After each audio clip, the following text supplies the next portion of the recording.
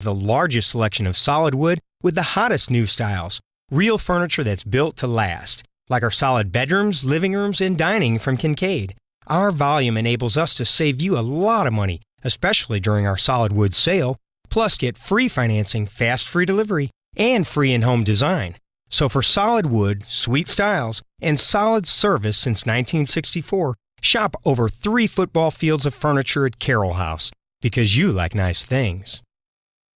White Glove Exotic Services is St. Louis's first concierge vehicle service center. Alex David's team is passionate, certified technicians. They have industry-leading tools and equipment. They do it all. They pick up and deliver your car, hands-free. Plus, they have elite detailing service, customized PPF wraps and tinting, and inspection and titling assistance. White Glove also specializes in logistics and storing options, vehicle listings, and consignment. White Glove Exotic Services. Check them out at cancelthisshow.com.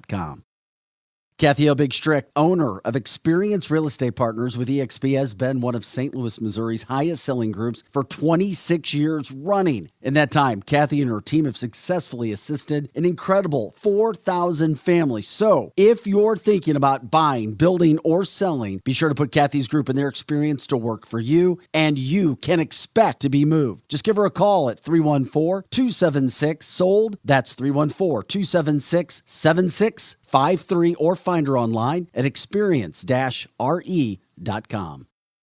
Winty's in the Chesterfield Valley, if you don't know, is a family-owned business that has been around since 1994, serving some of the best chicken wings in town, no joke. Also known for their fresh burgers, pizza, and incredible smoked meat. Top-notch happy hour specials are included, plus live music every Friday and Saturday. Oh yeah, you can also enjoy their spacious heated covered patio. It's Winty's in the Chesterfield Valley, 18,000 Chesterfield Airport Road. Hey guys, this is Dr. Mahesh Bhagway. I'm an orthopedic surgeon here in St. Louis for over the last 20 years. I went to Washington University. I got my medical degree at St. Louis University. From local athletes to injured workers and even Cardinal baseball players, I've treated them all. Our practice strives to personalize care with every new patient being seen by me. To find me, contact my staff at drbagwe.com, DRBAGWE.com. Hopefully you don't need me, but if you do, you can find me now.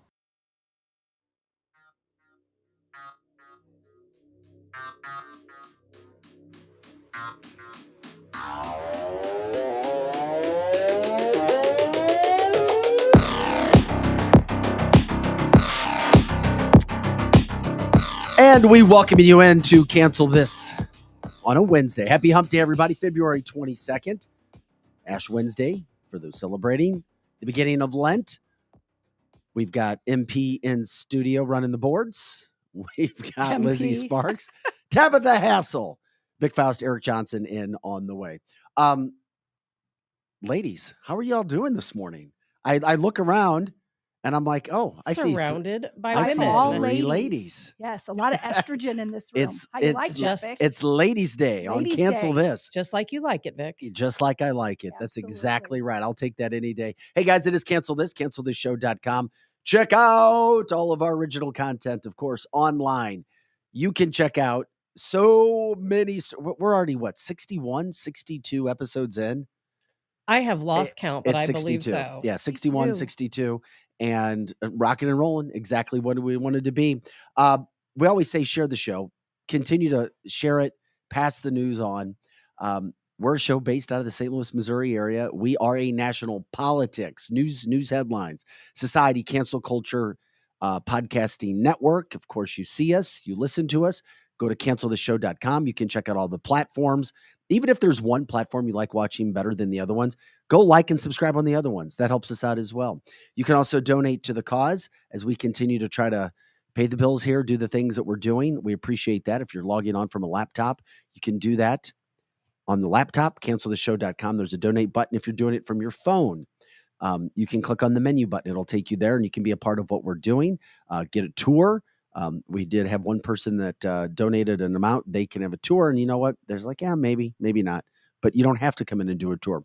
We appreciate all the help that you're giving us. You can also check out the audio options. If you want to listen to your podcast on the go, then you can jump on through, listen to where you're going, do everything you want to do with that. Okay, with that being said, you can also send stars Isn't that right? I still don't get the stars. You can but send stars. Anything supports the show. It can be a monetary donation, which a few folks have done, and I hope they do come in and take the tour. It can be stars.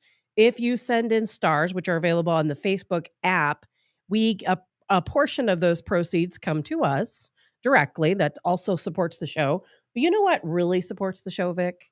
Even more than stars, is for folks to go to our cancelthisshow.com website, go to each individual platform and subscribe to the show. Yeah. That's actually a better way to support us even than stars. And of course, and it's free. The advertisers that have jumped in with cancelthisshow.com. If you're getting one of the products that they offer, please check out cancelthisshow.com because they have jumped in with what we do. They believe in what we're doing. They see the numbers of people that are watching, that have subscribed, that have submitted an email submission. We appreciate all that as well.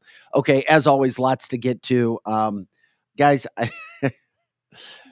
can we start? Can we do it twice today? Can we start with a dazed and confused Joe Biden? Oh, we have to. Great way to start. Is that okay? Great way to start. Is he still across seas?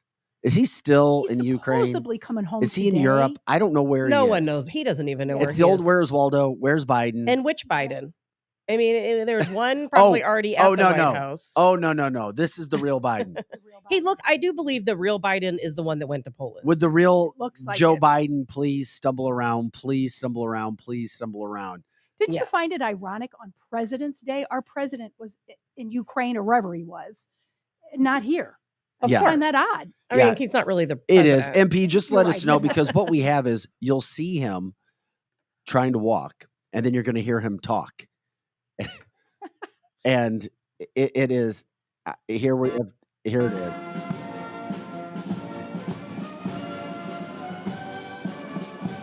Look at that. They're like, Joe, stay on the red carpet. Look, there's a guy handing Joe, you're buried off. Would we respond?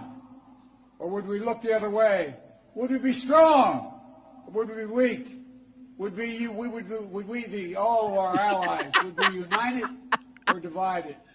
Okay, watch this again. Look at Joe. It's so funny. Joe, okay, he's got a guy walking with him to tell him what to do. Of course he does. Democrats, where are you? You voted for this guy. I'll echo again. Impeach Biden, Lord. and that's what we need to do. Oh my God, he was terrible. Okay, we can get out of that. Embarrassing. That's embarrassing. How many of them are nurse maids? Wait a minute, Leah, can we re-rack? Somebody's already asking me. They're laughing. They're like, they want to hear Biden. Can we just re-rack that video? Sure. And we can take it off after he speaks or tries to speak. This is him speaking to the world as well. Oh. Who walks with somebody that tells you where to stand, how to walk? I mean, this is our president. I'm sorry. I am trying to understand how anybody allegedly voted. 80 million people voted for him. I don't think they really did. I really don't. Let's start from the beginning of that again. Oh my gosh. This guy, Joe Biden, the president of the United States of America, he can't walk. So if we're would we respond? What can we start from the beginning, MP? All right. Okay, he's doing all right. And look at a suit. Joe, turn around. Go. Okay. Go the other way. Go. Go. Joe. Back on Joe. Would we respond? Or would we look the other way?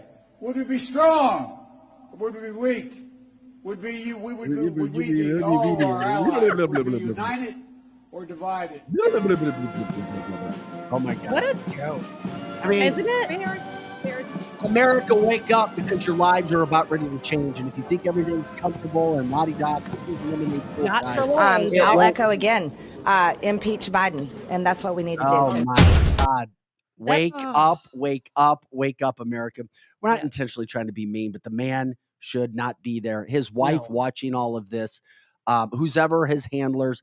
If you don't think something, quote, nefarious is going on, think twice. And why was he there, Vic? Why was he there? Why was he there? Why was he there? Think about this. I don't know. Now this is my opinion, and you people don't have to agree with me. I think that the United States and the West, being Europe, have always wanted to go into war against Russia. I think that was the plan from day one, but Putin hasn't been baited. They've tried to bait him. He's not falling for the bait, I should say. He's not falling for the sham. And we keep sending weapons in. We keep sending heavy artillery in. We keep sending money to Ukraine. And do you know what? Russia, like them or not, they have withstood all of it. And they continue to make progress. And we keep baiting and poking the bear. And Putin, he's too smart to fall for it. I know he's not stupid. So is China. Yeah, he's not stupid. I did see a quote yesterday from Zelensky to all of our viewers, listeners, MP Lizzie and Tabitha, where Zelensky came out and he is now worried. And Zelensky all of a sudden comes from nowhere. Now he's like the golden child of the left across the world, stating, hey, everybody needs to be concerned. Russia and China, they're talking. If Zelensky's talking about it publicly, because you already know everything happens behind the scenes. Absolutely. Then he is scared as hell, as you should be too. We're not here to try to freak people out, but I'm telling you, we've talked about it. Tab's talked about it. Russia, China, China, Russia, Russia, China. Zelensky's now calling it out to the world. Be careful, be careful, be careful. As we said on the show yesterday, he wants it to happen though. Because of a world I think war? so too. Absolutely. Oh, absolutely. You know what? We are, as a country, we have defaulted. We are bankrupt. We don't have any money. And guess what? War makes money. War makes money. And we are at a position right now where we need money. And I absolutely believe from day one, we always intended to go to war with Russia. Check out the companies. This is a stock tip for you. Yes. I'm not kidding you. I was told about a month ago, look at Lockheed Martin. That's right. Lockheed Martin. And I'm not some Buy financial your stock expert. today.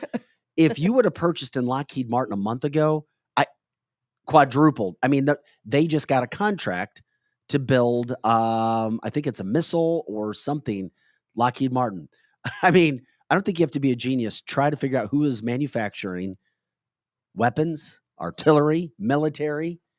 Jump in, because if you would have done that a month ago when I was told about Lockheed Martin, I don't know, we'd have a street team here. And it'll continue, Vic. It's never too late. My step grandfather worked there for 35 years, and they would give them stock options. And I'll tell you what, his stock options over the years added up to over $1 million. It will continue. If you buy into Lockheed Martin today, going into the war, because we are going into a war with Russia and China, it will happen. Buy your stock today. It is interesting to see that. Once again, MP here, Lizzie Sparks, Eric Johnson, Tab the Hassle. I'm Vic Faust. Did you say Eric Johnson? Yeah, Eric Johnson's here. Eric, I wanted to show you video. Okay. Once you get set up, let me know. And I don't care. I just have to do it. Yeah. I have to, because the video never gets old to me. It never gets old. It's hysterical. MP, when you get a chance, I know we call things when you get, whenever you get a chance, if you can load that, check this out. Again, we have to say it again. Somebody else was going, what was the video? Joe's walking. He's walking. It's fine. Joe, turn around. Joe. In the circle. Joe, hearing. Oh. Would we respond? Or would we look the other way? Would we be strong? Or would we be weak? Would we all of our allies, would we unite it or divide it? That's good, MP. We can jump out. That's your man, Eric. Yeah, that's your guy, Eric. You were so proud of him the other day when you said he wore his flag pin on President's Day. Eric also said he didn't know if he even had it on. That guy. That's your man, Eric. So anyway, You guys are funny. welcome. Welcome to our world as we know it today on cancelthisshow.com. Who knows? Biden's coming back. There's a lot of things to deal with. And just pay attention, because guess what? Oh, another train derailment yesterday. Dun, dun, dun. Where was yesterday's train derailment? Nebraska. It's crazy. There's been 7 train derailments in the last 2 months. Whose fault is it? Is it But that's Buttigieg? It's Do you not think uncommon. Buttigieg gets an email every morning and going, this little strait of track in Nebraska, it's not doing so well right now. And then Pete is supposed to fly somebody out. Or is it that the transportation secretary should know the overall quality of our infrastructure well enough to understand that we need to put money into the rail system to have the damn cars stay on the damn tracks? Do you think Booty Butt even knows what's going on? He's just another shill that they put there for social justice. No, I think he's don't incompetent. I do think too. it would be the exact same thing as if a polka band hired me to play trombone He in didn't their have band. the chops to do the Exactly. job in the first Yeah. place. No, he he checked a box.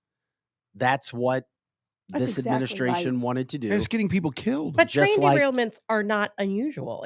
No, they're not. They're not unusual. I honestly, you know me, I'm the first person to say something weird is going on Mhm. here. But a friend of mine works with train derailments. As soon as there's a train derailment, Yeah. he's called out to go to the site and manages the there's no cleanup. And I'll tell you what, he's always gone. There's always a train derailment There's no doubt. somewhere. The difference with this is two of them cause problems for the cities. Correct.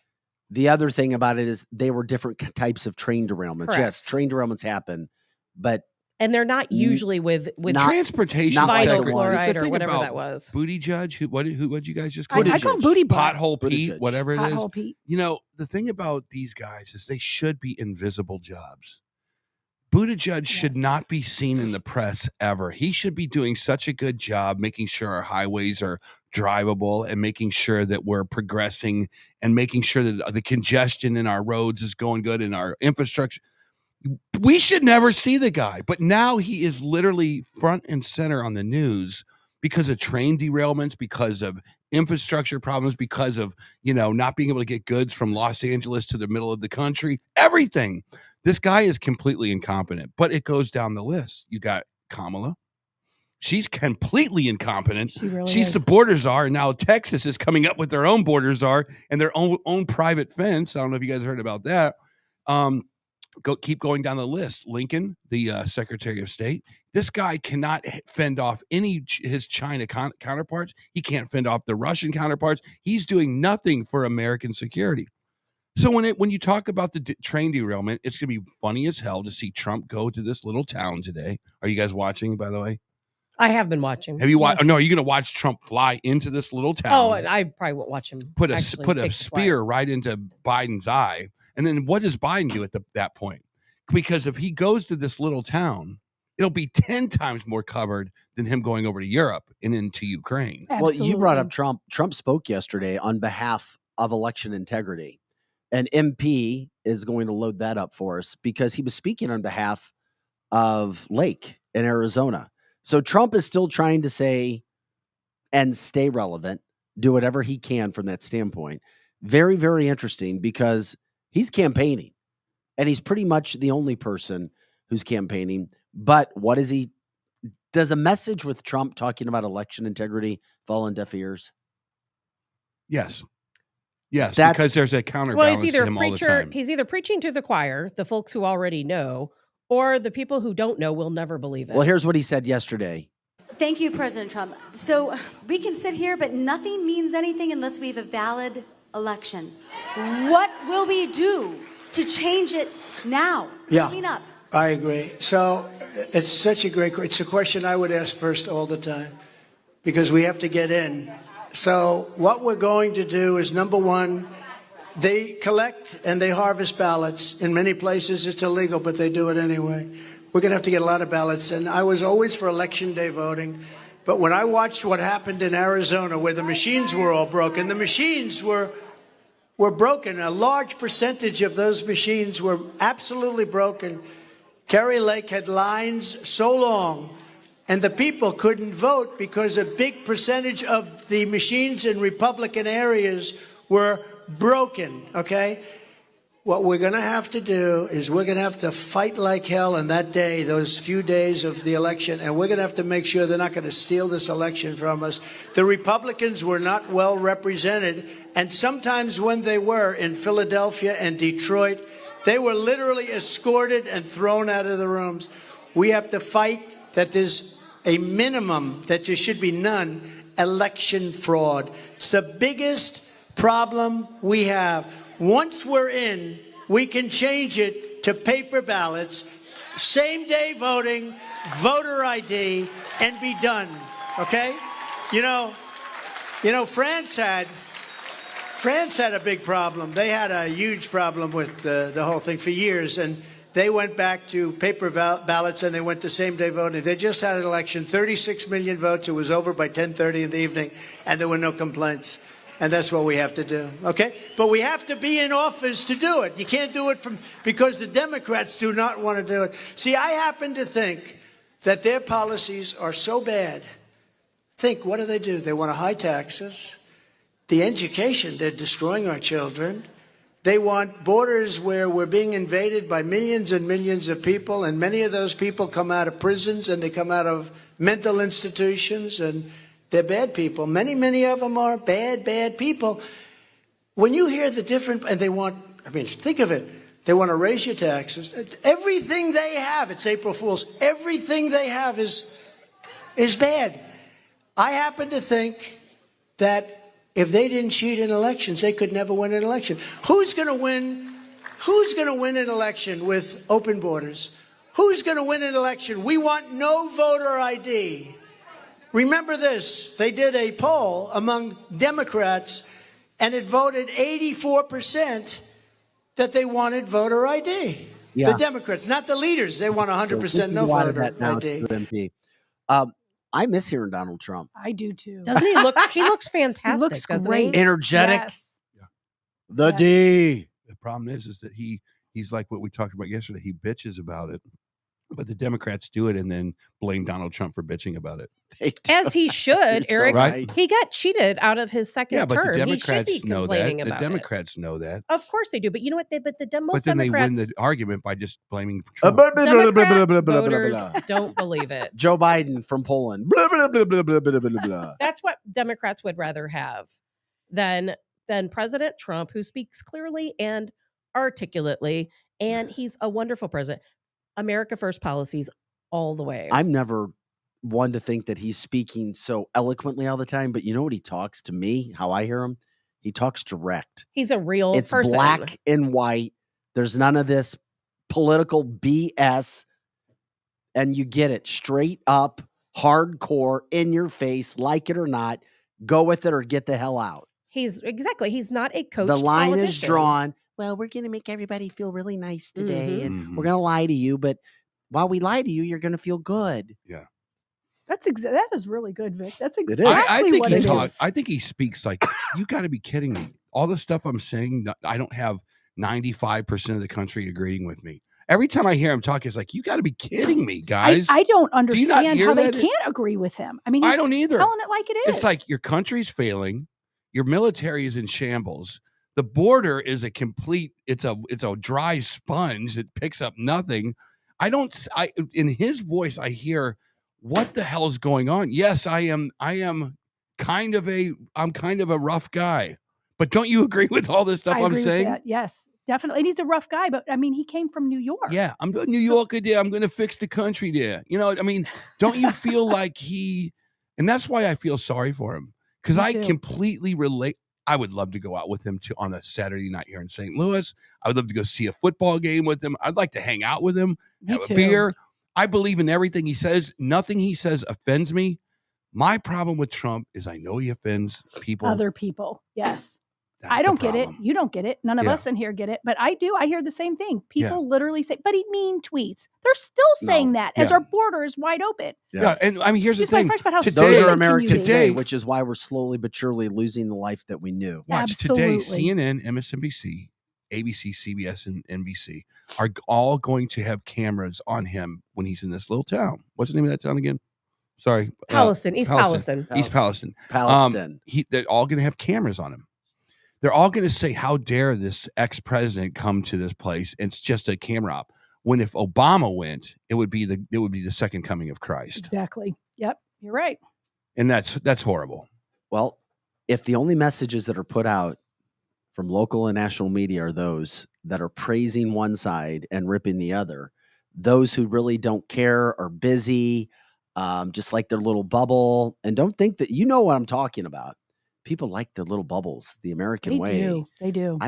I'll never forget one of my co-anchors telling me, everything I need is right here in Ladue. I don't want to leave my little 10-mile radius or 5-mile. Yep. I'm not going to. Right. And I'm like, oh my God. I was actually talking about something that happened in the city. I don't need to leave Ladue. Yes. It's a nice suburb of the St. Louis area. Did you hear the councilwomen from our alderwomen from the city of St. Louis? They're getting sick of the crime now. They are on channel 2, 4, and 5 in our beloved little St. Louis. Do you really think they care? They don't care. They don't oh my care. God. Well, the new soccer stadium just got shot up. Yeah. Well, The you know new what? multi-million-dollar soccer That's going stadium. to happen. You know how many more times in the future? I mean, come on. Busch Stadium's taken gunfire as It well. absolutely has. And Eric, It's still standing. the police vehicles are being shot at. But do these alderwomen live in the city, or can they live in Ladue? No, They live in the No, city, but they live don't in their care. they live in their wards. They have to live in their wards. They That's a just shame. gave That's themselves. a shame. They just gave themselves a $30,000 a year raise. Okay. They don't have to solve crime to make more money. Yeah, I feel so sorry for them. The panic and despair on her face this morning when I There's was no watching the panic news. or I was like, despair. There's no panic no. or It's- despair. Eric, I lived right there where the soccer stadium is, right down the road, right behind where the police station is. People were shooting up that area all the time. You know where Schlafly is on Locust? Yes, I in do. 21st? My office used to be there. I lived across the street from it. And I can't tell you how many times at night I had these giant 16-foot windows. I could look out over Schlafly and 21st Street there. And I can't tell you how many times at night those clubs would close, over by Pepper Lounge and the Marquee and all that. Oh, my God. And people would leave there and they'd be shooting at each other right under my windows. Just for fun. Well, you keep voting for Joe Biden and people like Joe Biden. Well, what you're about gonna Tashara? Man, you're going to get local. what She sent a memo out, so you're okay. want. Oh, thanks. Yeah. Well, it's yeah. Lori Lightfoot. She's third place right now polling in Chicago. So people are getting sick of Maybe this crap. we'll see what happens with That's the a good voting point. systems, just like Donald Trump spoke about yesterday, because he is, like I said, I mean, it's good to have Trump talk about it, but he's not going to win anybody over that he didn't already have. Lines have been drawn. We've talked about this the other day when you see things, and coming up, I don't know, 9:15, 9:20 or so, we'll talk about somebody else has entered the presidential race, and they've told Ron DeSantis it's not your time. Yes. I have an issue with this. Yeah. It doesn't feel like it's DeSantis's time. It's like not it feels time. like it's a park course for DeSantis right now. You know what I'm saying? It's crazy that I feel the same way. It's like DeSantis could be the second coming of Ronald Reagan, but it's like there's too many minds in front of him. You know what I mean? It's you got not Donald Trump. DeSantis' time. I know. It's he like needs to wait till 2028. It may be, but at the same point in time, I don't think Let other Trump shine. But I don't think other politicians should be telling him what he can. I agree with that also. And what he can't do. However, that's like another realtor owner of a company telling Kathy Helbig, you know what? You can't go sell this house. It's not your time, Kathy. Yeah, No, I'm kidding. it's It not is your time, Kathy. With that beautiful blue shirt on. That is a beautiful blue shirt. I might have to wear that this weekend at the Ameristar. Blue is my favorite color, and that color of blue is my favorite blue. Fun blue.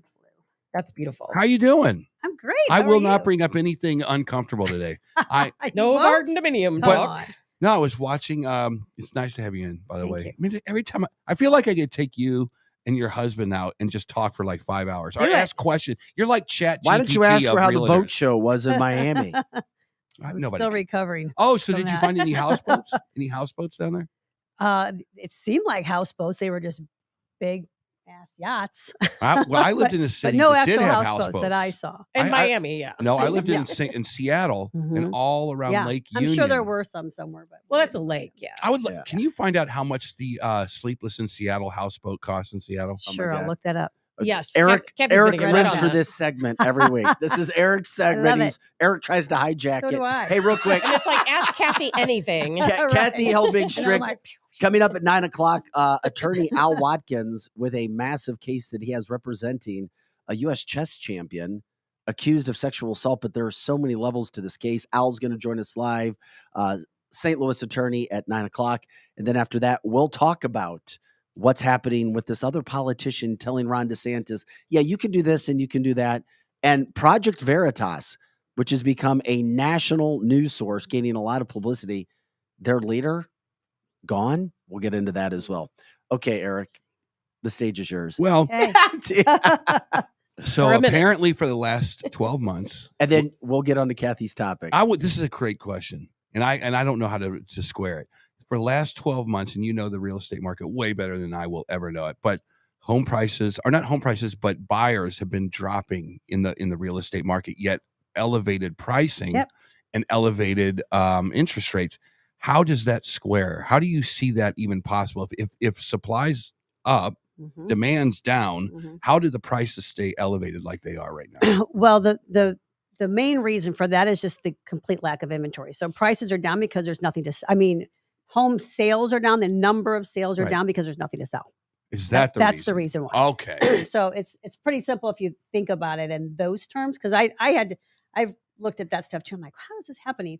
But that is exactly why. If you don't, you only have 6 things to sell, of course your averages are going to be down. So it's this weird perfect storm that's happened in the United States. Exactly. Because this is the 12th, January was the 12th consecutive month in a row for declining number of sales. Yeah. Damn. But that's a lot. It's a lot. 12 in a row. But yet this past January was still 7% higher home values than last. That makes zero sense. Exactly. Okay, Kathy, today you were talking about the 5 biggest fears in buying a house. Is price one of them, which Eric just brought up? Well, no. That wouldn't be my biggest fear. No, actually it's not. So the 5 biggest that we hear, number 1 is credit score. Everybody worries about their credit score. And what people don't understand is, everybody's go-to is Credit Karma, right? You go to Credit Karma, see what your credit score is, and you think that's what it is. And that is not the exact credit score. That is, every credit score has a different algorithm to it. So the mortgage scores use different risk factors. So you think you're a little bit low, you might be within the right. striking zone for mortgage. So don't not talk to somebody. Yeah. Also, a lot of times the time that you pull it makes a difference. So if you have a high balance on your credit card, and that happens to be when the credit companies are pulling your scores, then your score is going to be higher. But if you make a couple payments and bring those balances down, that could pop your credit score up. Interesting. Just like that. So it can be very easily manipulated. Yes. And a lot of people, I've run into this with people that have asked me about real estate and buying, my family's houses, and it is exactly that. People say, well, I've been on Credit Karma. I've looked at my score, and they go in there and they play around with it. I'm like, do not do that. Yes. And what's really great about real estate agents is you can even advise people about what you're looking for. Exactly. So if we can get them just to fill out an application and get the lender to look at them. Okay. So in what you're saying, it's that application process. Here's the thing. Great credit score. Way more than enough money in the bank. And credit limits down, but they don't have the paperwork in process. Maybe they're an entrepreneur. Maybe they don't work at Boeing or whatever. Yep. And they're like, I'm not going to do this. I'm not going to go through the process because I don't even know how to get my paperwork in order for that. What would you say to them?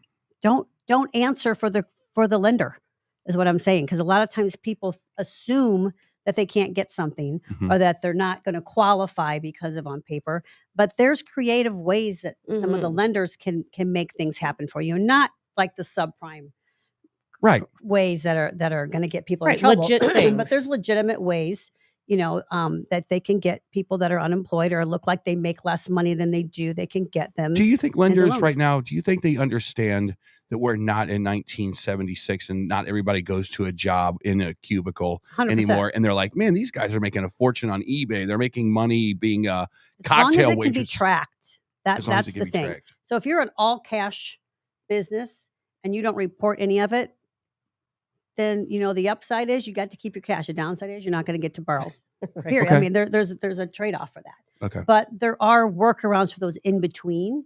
And sometimes it's, it depends on your tax returns, but there's also, the stated income stuff. They can go back and look at a track record. They can sometimes people can have a job that's coming and they can look at an offer letter and give you a loan based on that. So you just have to talk to the professionals. Okay. And there's so many programs right now. I was just looking at these for first-time home buyers. And people who think they would never qualify for a home, if they called you, they have these different programs available. And sometimes it even gives people, and it's not a predatory practice, it's legit, but it'll even give them money to put down on a home. There's bonds and there's correct. And then also a lower credit score also for that. Also, first-time home buyers, a lot of times are just they've heard or they've grown up with wrong information. You would be surprised how many people we still run across that think they have to have 20% down to buy a house. That's right. Okay, great point. Crazy how many Explain that a people little still bit. say that. Or that if you want to was back explain in it, or the do you want to go days. with your list? It's Well, all up to you. we can keep moving in a minute, but yeah, this Okay. goes with it. But yes, so the reason why years ago it wasn't the 20% down requirement, but now first-time buyers can get a 3% down conventional loan, not even FHA or VA. The lower down payment programs before were just FHA. Well, are those lower? Because some people have owned a house and they've put equity in, but maybe they're looking to buy another house for an investment property. Are those low down payment homes available to them? That's an investment property. No. A whole nother ballgame. Yep, whole nother ballgame. Those have a higher, yeah. Gotcha. Yeah, and you just does have to qualify as, their second house. Okay, so credit score is one. Next one is biting off more than you can chew. Kind of goes back to talking to the lender again, because, and then also realizing your own finances. Okay. So when you're getting pre-approved and going back to getting the pre-approved part too, a lot of people are fearful to get pre-approved because they think it's going to hurt their credit. So going back to what is my credit score? Oh, that's a hard pull on my credit. It's going to hurt my credit. Good point. But again, if it's within the same industry and you're like, well, I already talked to a guy, 30 days ago. I don't want to have your person pull me because it's going to hurt my credit. Yeah. That's not necessarily the case. Now, it's different if you've got a credit card pull, a car loan pull, and a mortgage pull, then yes, they're all going to hurt you. Are those hard inquiries sometimes? Yes. They are. Now, Yes. there was a time period, and I don't know if this is still happening. There was a time period when sellers were requiring buyers to be pre-approved before they could even look at the home. Correct. Is that still happening? Yes, and if not, shame on everybody Amen. for not having it done. If you're in the game, you're in the game. I agree. But like, I think it's a good practice. We have all my entire career, we've had partners that we prefer that our people work with for a myriad of reasons, not because it's money under the table or anything like that. It's because our job as a realtor is to get that deal closed, to get you the best deal possible, but also get it to closing. Right. And when you start dealing with these one-off people that you have no relationship with, you have zero control, zero pull if something gets a little sticky to be able to get that person through to the end. So we oftentimes refer people to our people, right? Well, then we get the pushback of, well, I already had, a Rocket Mortgage pulled my credit, blah, blah, blah. So I don't want another hard inquiry. If it's within the same industry, it's not going to affect you because they have to look their algorithm, because it's all based on an algorithm and the risk factor. So their algorithm is saying, hey, of course they're going to pull 2 or 3 times. What is the percentage of people that get the pre-approval? They go through the process. They even have you put a contract down, and then all of a sudden it's like, well, we have no way to get this person actually funded. They're in the pre-approval, but you're like, well, this thing's dead because we can't pull the trigger on your mortgage. Sadly, more than I would like to say. I mean, it's probably not a high number, but it should hardly be. But it's in 50% maybe? No, it's never that high. But lenders, it seems 10, like are good at working with it. 10, 15% maybe. Right. And it depends on, your price points and stuff like that too. But the problem is people misunderstand the difference between a pre-approval and a pre-qualification. And a lot of lenders will call a pre-qualification a pre-approval. Okay. It's not underwritten yet. Gotcha. And you can't fully underwrite a loan, which is really, that becomes a loan commitment, which is our secondary topic later. That doesn't take place until it's gone all the way through underwriting. Well, you can't go all the way through underwriting until you have somebody's tax returns, till you've done their verification of income, like all of that kind of stuff. So that typically doesn't always happen at the front end. Right. So basically when a true pre-qual is, hey, the person called me, they told me this is what they make. They told me there's some verbal stuff, and based on, us pulling their credit and looking at what they said, and if it all shakes out, then we would give them a loan. Okay. But typically It's not worth the paper it's written on, right? Because nothing's been verified yet. Exactly. And lenders seem like they're really good at working with people when they get to that underwriting stage, where they say, okay, the underwriter has looked at it. Now we need this document. We need these tax returns. We might need this information from your investment properties. But it seems like they're always working so hard to get people through that phase. People do not understand. This is one thing that drives me crazy in my industry. And especially after I went through the mortgage licensing side of things too, just last year, people do not realize, they think it is their God-given right to have somebody hand them money.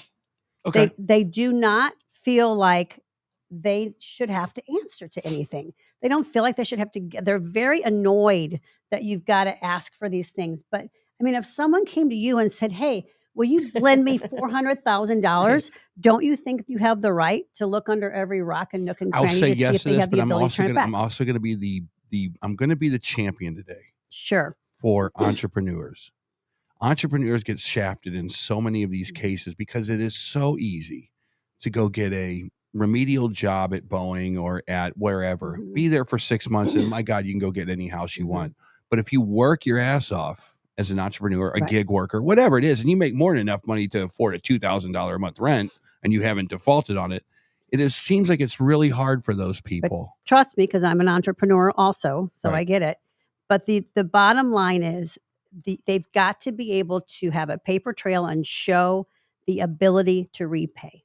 Period. If you are hiding Isn't that credit things score? Isn't that credit not history? necessarily, it's available funds. It's available funds. So, they have the right to go ask for certain criteria to see if you meet it. But we're talking about two different things. Sure. We're talking about somebody that is a challenging based on paper, they look one way versus their true wealth. But I'm talking about the everyday consumer. When you ask for a pay stub and you ask for 2 years tax returns, and then they come back and say, "Oh, by the way, we need, your bank accounts, and we want every single page of your," and they give you one, and then you go back and go, "Hey guys, we need the other 18 pages." They just get so annoyed about it. People feel overly violated for some reason. I'm sorry. I feel that if I want to go buy a bass guitar, I'm just going to pay money for the bass. You know what I mean? But you can't just pay money for the house. I know, You're but borrowing it from somebody. I know what you're saying, but I can also feel the person who's like, I feel like I've paid my rent for a long time, and I feel like I should be able to. So I'm not on their side because I agree. I have the $500,000 chunk of change right here. Yeah. I'm not giving it to you unless I can figure this out. Right. But I can feel they're like, screw it. It's not fun. Yeah. But it's required, and no one is trying to just aggravate you. That's And the people shouldn't attitude be scared to buy a home or to come to an agent because of those reasons. It's not. People these days are so unwilling. They feel like their privacy is violated over the tiniest bit of information. Yes. Well, to me, we have to get feels past like they're that. entitled. I've filled out an application, so I'm entitled to get this money. Right. A lot of times, and not feel like they need to verify. But when you see all the people that really shouldn't be getting loans that pass through, then you realize that this is important. There has to be checks and balances. I love it. Next one is the property value going to go down after I buy this the a third? house? Is this number 3? Sure. Okay. Is the property value We'll going move to go down? quickly. Property value go down. It's huge from, thing. from what I've seen. The tracking that I follow started in 1999. Okay. I believe. There's only been 3 times in the last 20 something years that the property has gone down, and it's minutely for a brief moment, and then it's gone back up again. Can it depend on the area? Because I'll tell you what, that's my number one. High highs. That's my number one. Will see the lower lows. But now what about this situation? Like, if, as an example, my son has a house out in the country, it's in a flood zone. He inherited it from his father. He just sold it, a few days ago. But I kept telling him, you have to sell this house because in this unusual circumstance, the value is going down in that area because the area has taken an economic downturn. Is that common or is that uncommon? Great question. It's not common, but there are exceptions all over the United States, and this is a national show. So you're seeing like the high highs of Austin, the high highs of San Francisco back in the .com boom. All of that stuff, they were more affected than what the Midwest that would always kind of rode. When we rose, we rose a little. When we declined a little. So when you average it all out, yes, there are some areas that saw a decline, but a lot of them were only short term. Yes. And then they ended up coming back. Well, so if you look at, like, I remember thinking when I went through the bubble and 8, 9, 10, 11, those prices had fallen back down to what they were pre-2004. And it took almost 7 years or 8 years before we started to see, but we saw them 2005, 2006 prices come back. Now we're past that. So eventually, if you hang on long enough, then the property values do come back. But it doesn't seem weird that like just a product, it doesn't. It seems like there's no cap on it. Isn't that Mhm. weird to think about? Like I told you last Yeah. time, my mom's house back in 1987 cost $60,000 in Mhm. St. Charles. That same house is $210,000. Yeah. It is crazy to think about. What? I will give you that. The last two real quick are maintaining the home, making sure you have enough money to maintain the home. Yes. So don't go spend your whole wad on the Right. house and have nothing to prepare, because a lot of times you will have an HVAC go out or something that's a roof. It's a leak or given. something. It is a given. And then lastly, buyer's remorse of impulse buying. Yes. So we see that every so often. I've had a couple clients in the past that were definitely impulse people. Yeah, And but they you, helped make my living because they But- kept but buying and selling, you- buying and selling. But you have also said if you see it, get it, buy it, and if your interest rate's too high, we'll deal with Sell it it. later. Yeah. That can lead to impulse buying, can it? Mhm. It's like I'm freaking out because the market there's nothing here, Yeah. and then you get to the house and you're like, well, the deck's kind of jacked up, and look at this garage. It's, Yeah. So I haven't. sometimes you got, I don't see it a ton. I have seen it a few times in my career, and it's usually people that are either in It's a my mother. situation or they have enough money that they can. So why not? yeah. Right. And then they're like, "Oh, I never should have bought this house." You know, I and see then- it. I've seen it happen. It's not always a bad thing, Yeah. though. No, You know, some my of us mom like to move. Exactly. My too. mom's an impulse buyer, and Yeah. she was buying houses all over the place. You know, and it's like she'd buy something. She'd be like, "Oh, I don't know why I bought this." But then what turns out is they turn into fantastic rental properties. Yeah. You just hold on to them. So there's a silver. There's a lining. good silver lining. to And the not to story. mention, if We you had a buy question. something, if you buy a thing of eggs, it's going to go bad. But with a house, even if it's your second house, it's an investment, Mhm. and like you just said, the value never goes down. Right. It all kind of trickles up. Exactly. Kathy, question from the comment line. What's driving so many, quote, as is situations right now? Sellers being in the driver's seat for the last couple of years. The biggest headache for a seller, like I talked about when we talked about the building inspection phase before, is that unknown once your house goes under contract. And then is the buyer really going to stick with it once they do all the inspections? So that takes that Yeah. uneasiness out to just say, Mhm. I'm selling it as is. Just buy it. Like, I don't want to mess with it. It's a little bit lazy.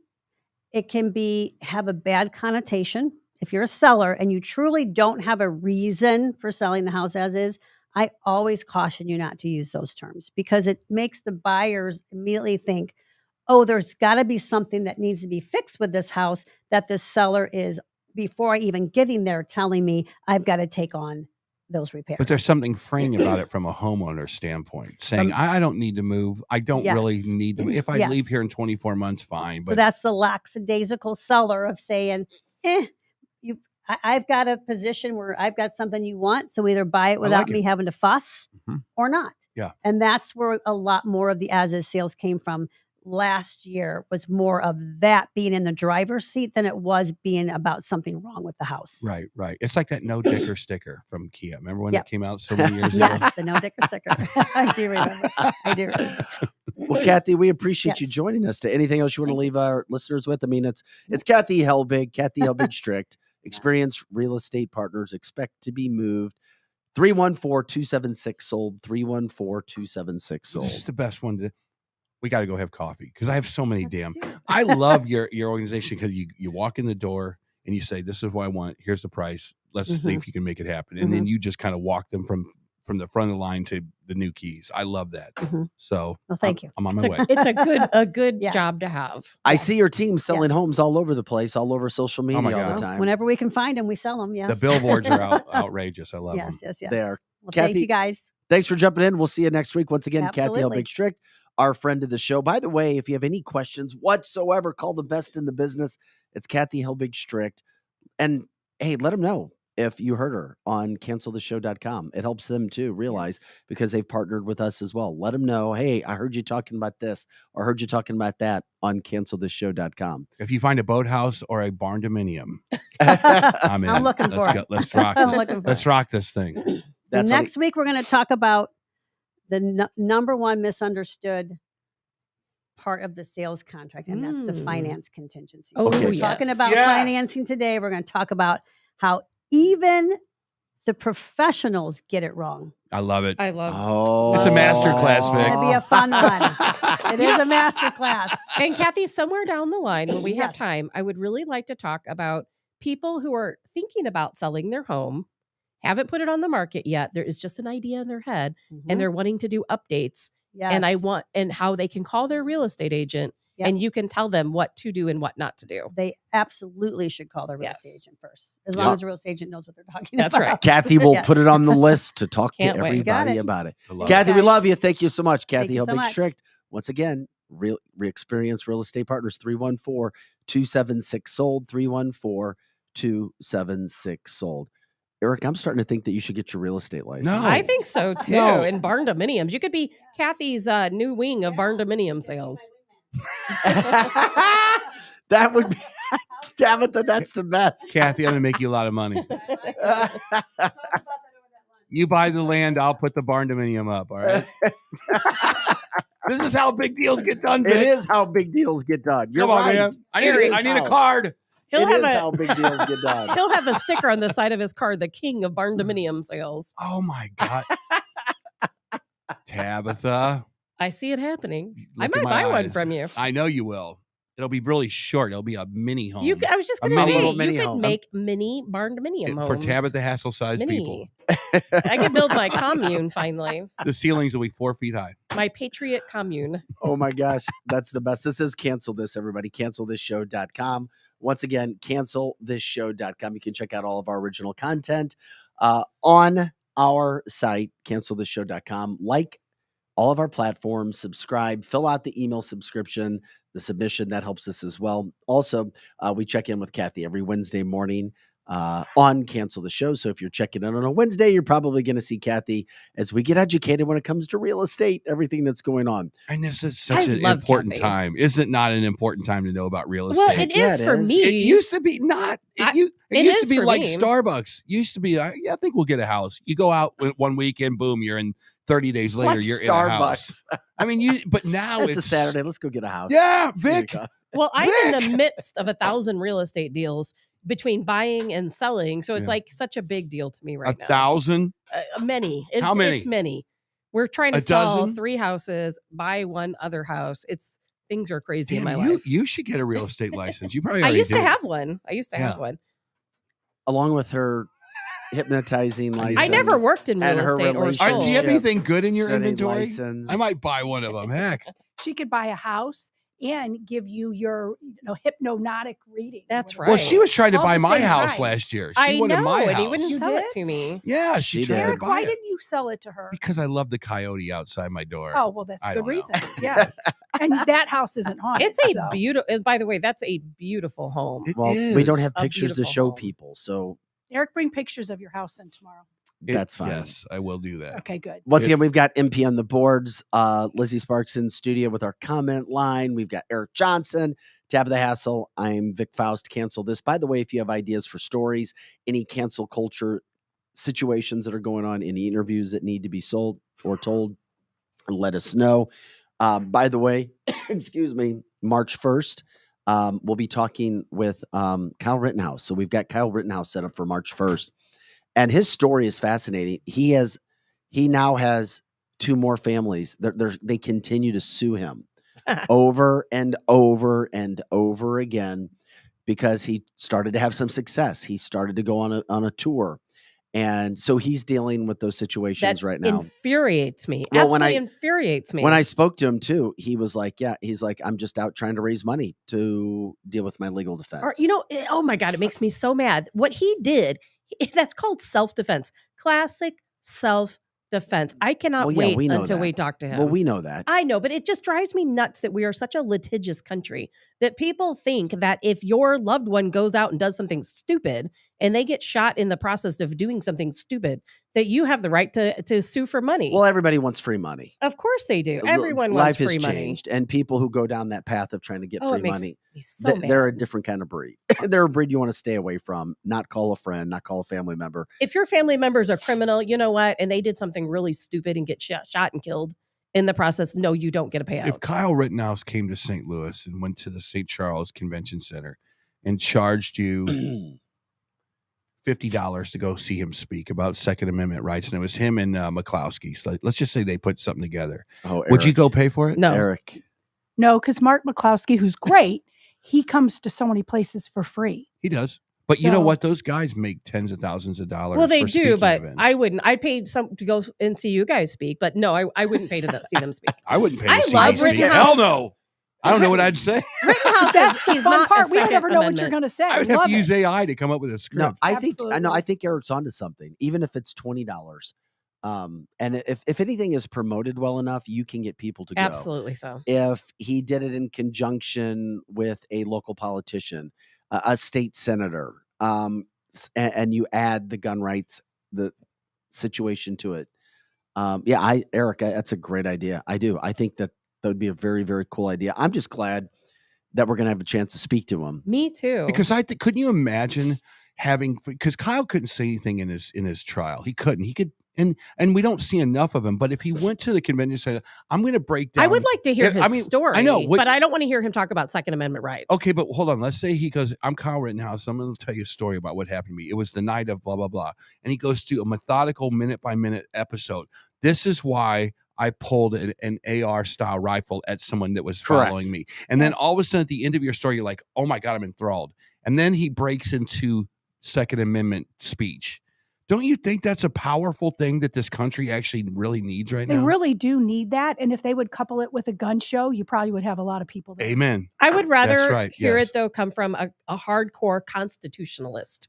No, because you don't love get the Kyle heartstrings. Rittenhouse. You don't get the Well, heartstrings. I want to hear his story, but what would be great is to hear Rittenhouse's story, to hear the McCloskey's story, and then have a hardcore constitutionalist come up and speak about the Constitution and our Second Amendment rights. Because these two they were thrown into these circumstances. Yeah. They weren't experts before that. I want to hear a hardcore constitutionalist talk about these issues. I could see a tour. Like she said, maybe we should put one together. Who would be a constitutionalist that you like? Oh gosh, there give me one. So Dana Lash. No, I wouldn't consider Dana Lash a constitutionalist. No. I mean, this people would be that like you a really professor. don't know. Yeah, it would be like a professor. Somebody maybe from Victor the David Federalist. Hansen. Maybe somebody from the I Federalist. don't know. Victor David Hansen. Who knows? But that would be fantastic. And I tell you what, because the people against the NRA are winning. Did you know that? NRA down. People, they're trying to solicit funds. They can't get them because everybody sees these AR style shootings in these cities. It's like, oh no, I'm hands off. But a Kyle Rittenhouse, a McCloskey, and a constitutionalist with a big video screen and say, maybe they just go to high schools, but you couldn't get into high schools because high schools wouldn't even let you in to talk about it. Well, it all gets into the legal true. aspect too. We'll continue to follow the story of Kyle Rittenhouse, another man who has made national headlines, international headlines, representing all kinds of people for a variety of situations. Al Watkins, St. Louis attorney, friend of the show, jumping in now. Al, you have another massive case, no surprise, representing Alejandro Ramirez, who is a U.S. chess champion who was, I guess, accused of sexually assaulting and harassing another U.S. chess champion. Explain the story for us, because this is starting to make national headlines.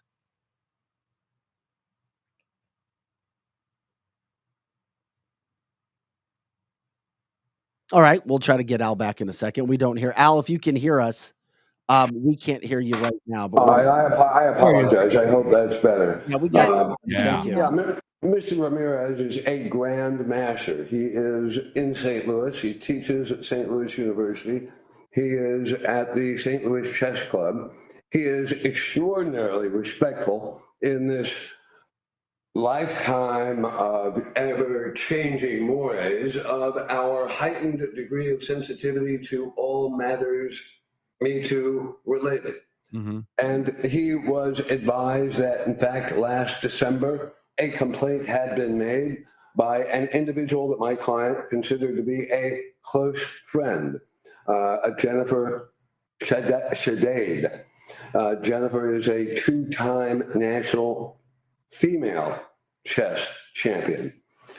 She made these allegations out of nowhere, but being very respectful of the allegations, which were very vague and simply were referred to as sexual misconduct. He was not only cooperative, but respectful of the fact that an investigation had to be conducted. The U.S. Chess Federation hired believe it or not, an attorney out of Springfield, Illinois, who represents schools to conduct an investigation and advised that the Federation would be forthcoming with its findings, that the Federation would be respectful of the fact that there were allegations and there was not just an accuser, but an accused. My client cooperated. And what happened? Information was released surreptitiously. The complainant, the accuser, who said that this all occurred 10 plus years ago, even though she's been close friends with and on national TV, commentating with my client on chess matches, went to social media and tweeted last week a long expose of tale of woe. Now, my client, he's an accused. He has no background, no history, no reputation for this type of stuff. He was respectful. Now, he's been decimated. He's gotten one body blow after another in social media, national media, international media, chess circles, and he is having a difficult time navigating. We looked into this. We found out that this investigator in Springfield has no qualifications for this type of investigation, that in fact, the investigation itself has compromised the integrity of anything that would resemble evidence. And what it does is it has created a situation where my client has cooperated with an investigation that's bad for him as an accused. It's bad for the accuser. And what it does is it creates a sham when everyone, whether they agree about the allegations or not, agrees that, yeah, you know what, an investigation should have been conducted properly, and that hasn't been done. Now, whatever happens is a complete debacle. Yeah. So on the chat line, there's some good ones. The Christy Blasey Ford of chess. Would you agree with that? Yes, I think that's so good. Just like a that great Kavanaugh. response. Guilty Yeah. until proven innocent. That seems to be how our Mhm. judicial system is working out. And then you're right. It's basically, since we just threw the whenever you throw butter against the wall, you might be able to clean up some of it, but you always see the stain of that butter on the wall. How do you clean up this mess, Al? Especially if it's like nothing comes from it.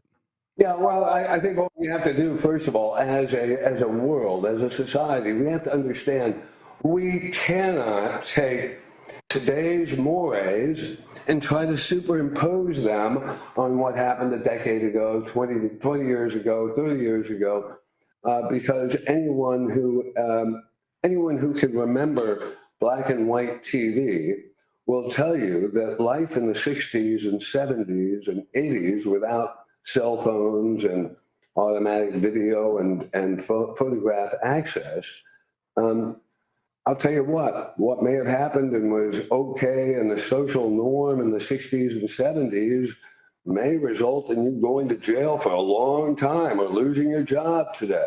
Yeah, but you know what, man?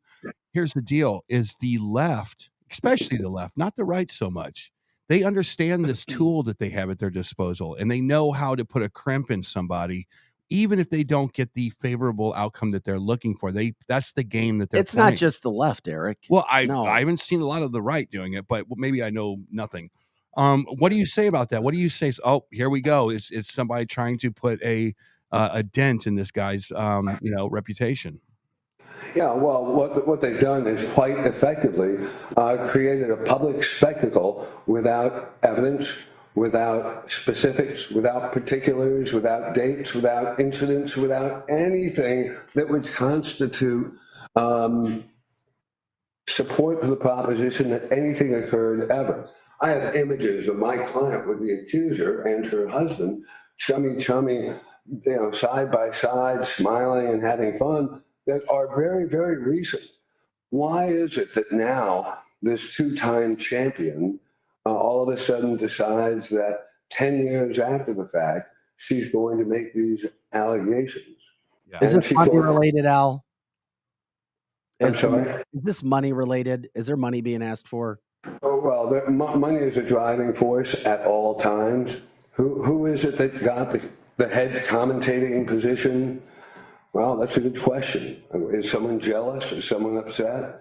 Is someone feeling left out of the mix? Maybe. What I can tell you is that now my client is in a pickle. And unless he makes sure that he stands up, and this is not about denial and just abject repudiation of the ability and value of somebody coming forth. Quite to the contrary, this is about supporting those who have bona fide claims or assertions. They should be supported. Investigations should be conducted.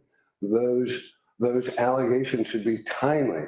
They should be supported by evidence, because otherwise what you have is a society that is beholden to anyone at any time, especially now that we don't even know what a male is and what a female is, making any allegation at all about anybody. True. You're right, Al.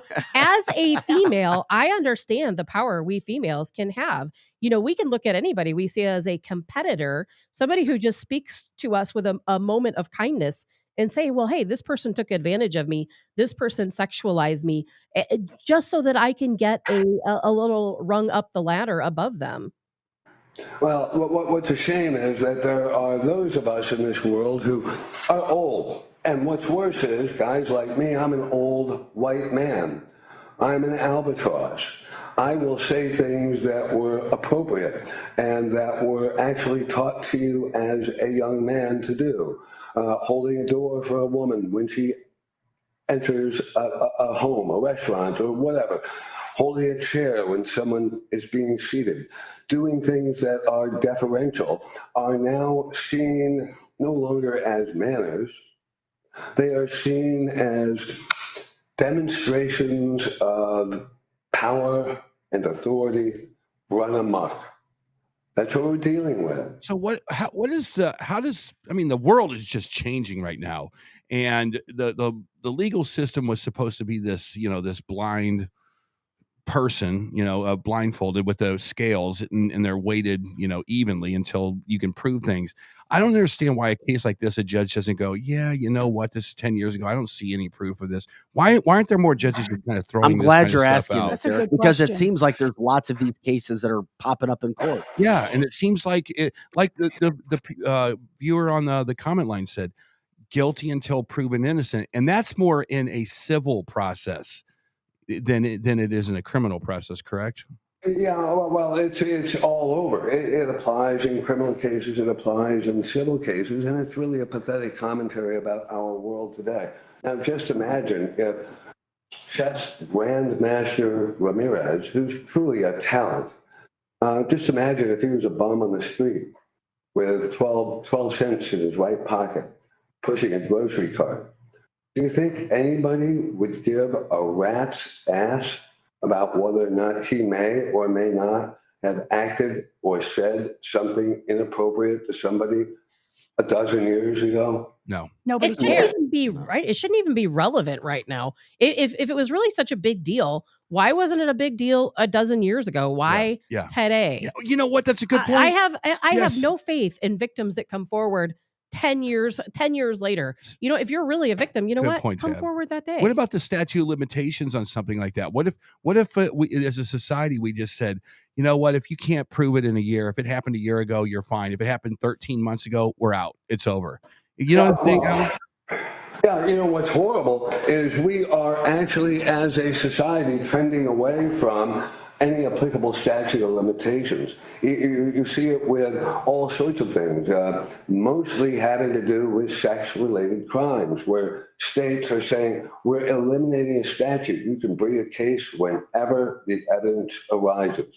It used to be reserved solely for murder cases, where there was no statute of limitations. You're seeing prosecutors who are trying to prosecute people well after the statute of limitations that was in place at the time of a purported offense, right, saying, oh, we have a new law. And, this is no longer a society that is ruled by fundamental tenets of justice. We are becoming a society that is being ruled by tremendously woke individuals who have all the answers. And the answers all appear to be elimination of your rights compromise of your legal entitlements under case law, under constitutional law, under statutory law. And at some point, even the most woke of humans will wake up one day with their proverbial teeth in a ringer and say, "Oh, I shouldn't have done that." We're talking with St. Louis attorney Al Watkins, known for a lot of national cases.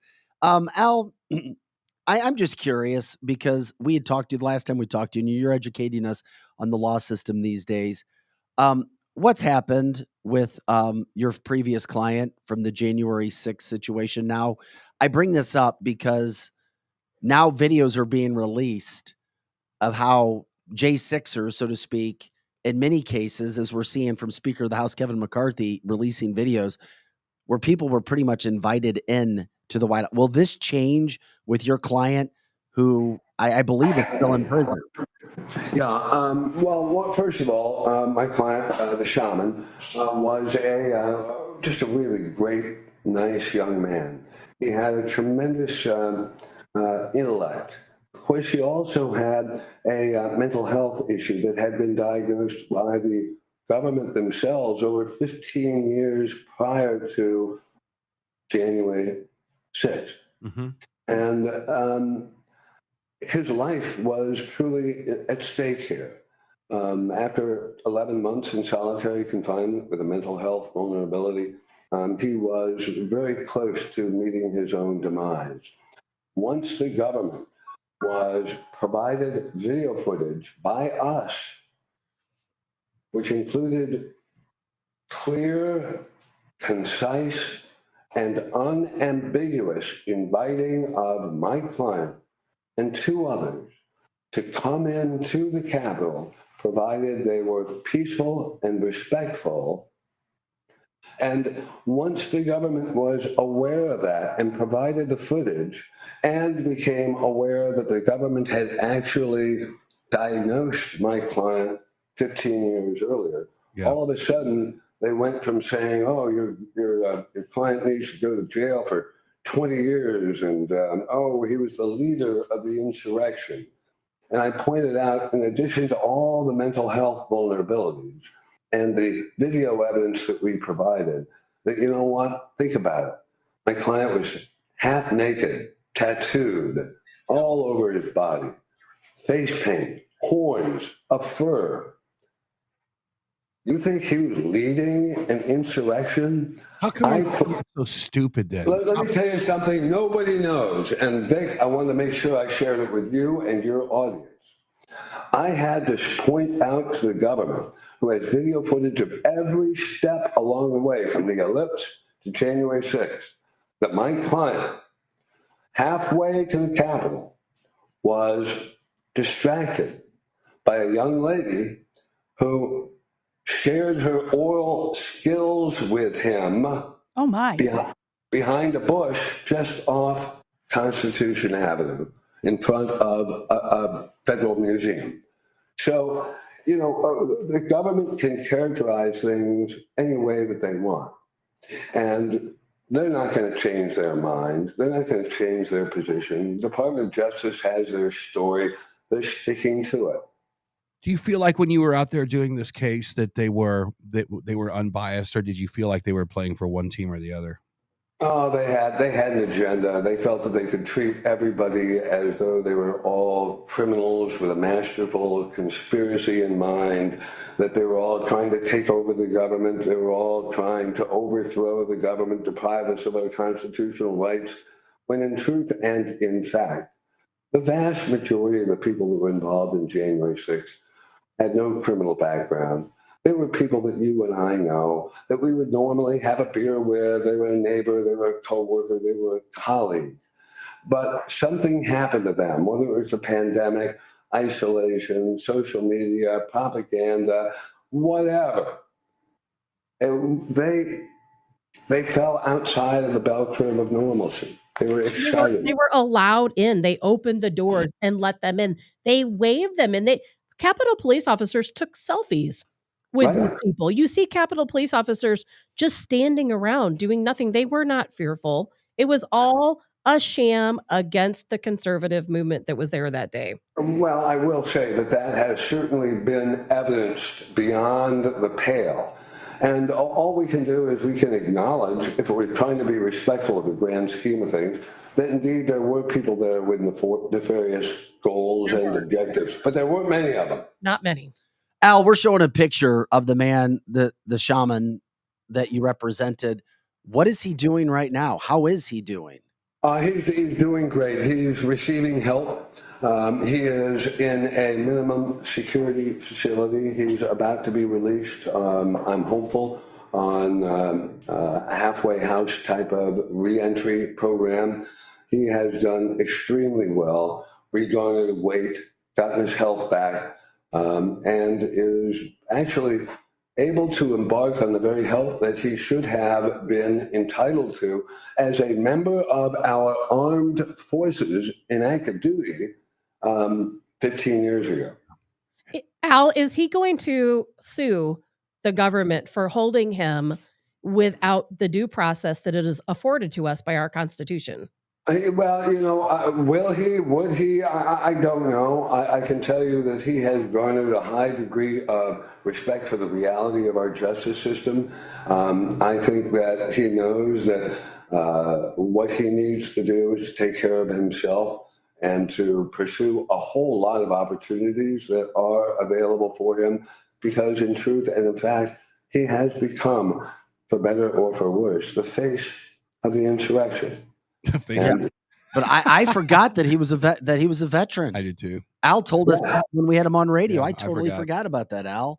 I mean, It's been a while, but he was active duty, and they examined him. They had a psych eval. It went over a number of days, a number of visits, and the diagnosis back then was exactly the same as it was in January, 2021, when we did get the psych evaluation. And what's tragic about it, Jake, who's a very smart, nice, wonderful human being, lost those 15 years of opportunity because all he was told is, you're fit for duty.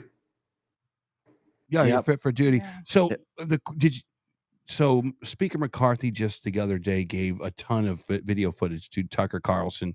Does any of that footage interest you? Would you like to see any of that stuff? Would it make a difference in your case if we saw saying, hey, use that door over there? Yeah, well, what's really interesting, and I don't want to brag, but when we were representing Jake, we realized the government was not being forthcoming with us. They were not providing us with all of the video footage that we knew existed. And we made a public cry out for help from anyone and everyone. We ended up getting more video footage than you can possibly imagine. In fact, a lot of that video footage the government did not have, and we were able to use that to the advantage of our client. I think it would really, really be of value for the public to see that. Why the government and the courts are saying, oh, that's all top national security, you can't give that up? No, I think McCarthy did the right thing. In fact, I'm hoping that Tucker does the right thing and makes sure every last second of footage gets out there.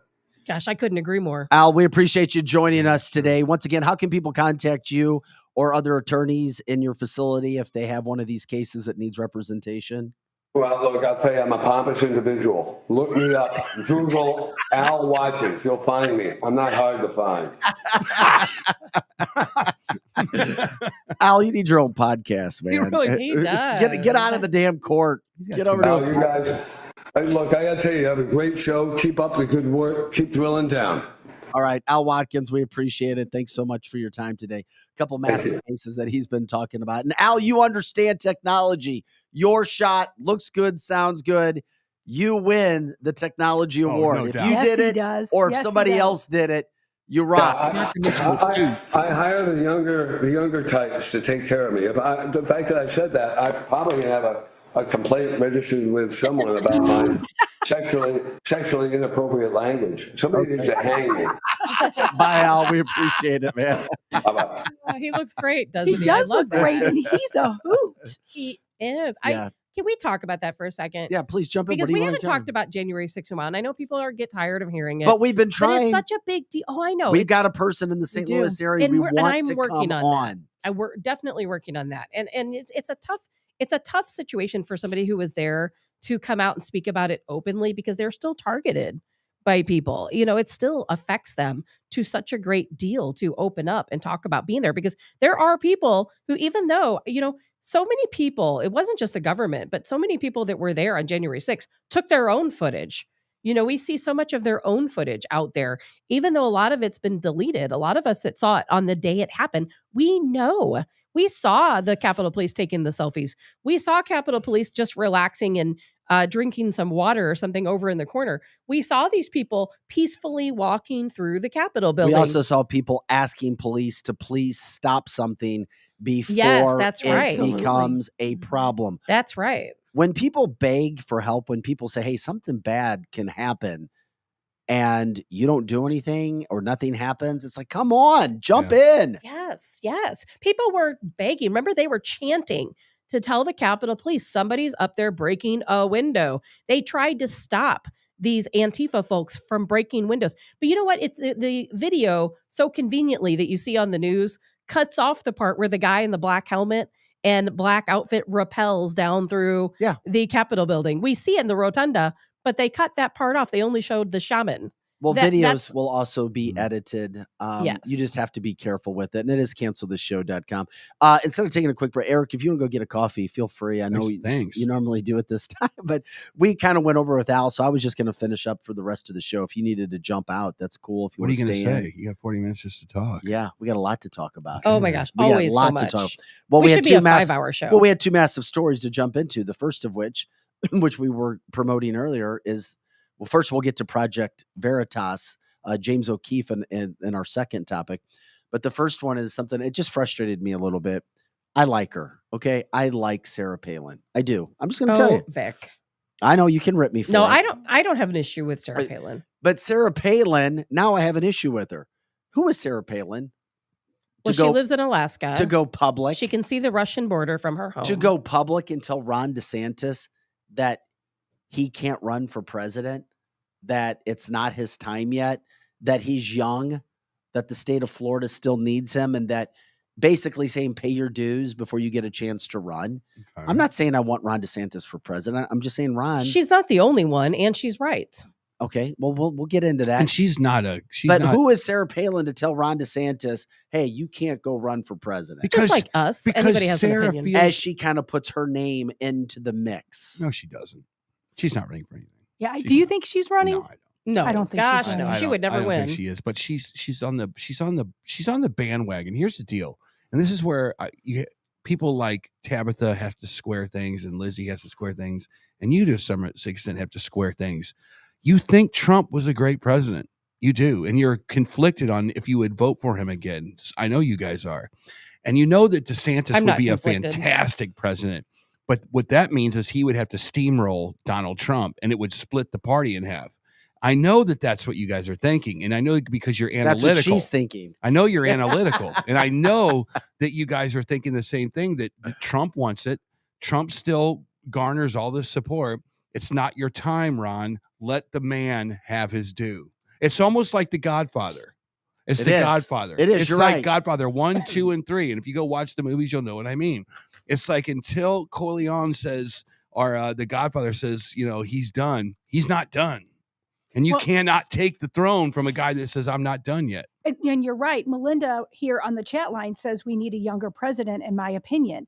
And so many people don't feel like how I feel. I just think Trump needs his due. He needs to come back. He needs to be the next president. But I'm not sure I'm the majority anymore, because people want a younger president. They don't you're like playing that with he a tweets. Russian roulette. Because Correct. you don't know what the bullet in the chamber is. Is the bullet in the chamber? Is it soccer moms? Is it elitist? Is it people that are college educated that just won't vote for Trump? But if DeSantis comes in, that's black versus white. But is there something bigger going on? Because did you see a tweet I sent you guys yesterday? Yeah. And this is the first I have no idea who Alex Brucewitz is. Okay. So if you guys know, I have no idea who this guy is. But he tweeted, and this tweet's been being shared all over all over the place. It says the 2024 Republican Civil War could end right now if Ron DeSantis stopped working with the establishment swamp to try to take out the real Donald Trump and the MAGA movement, the man movement who made him. Until then, good luck to him and all the grifting frauds who joined his team.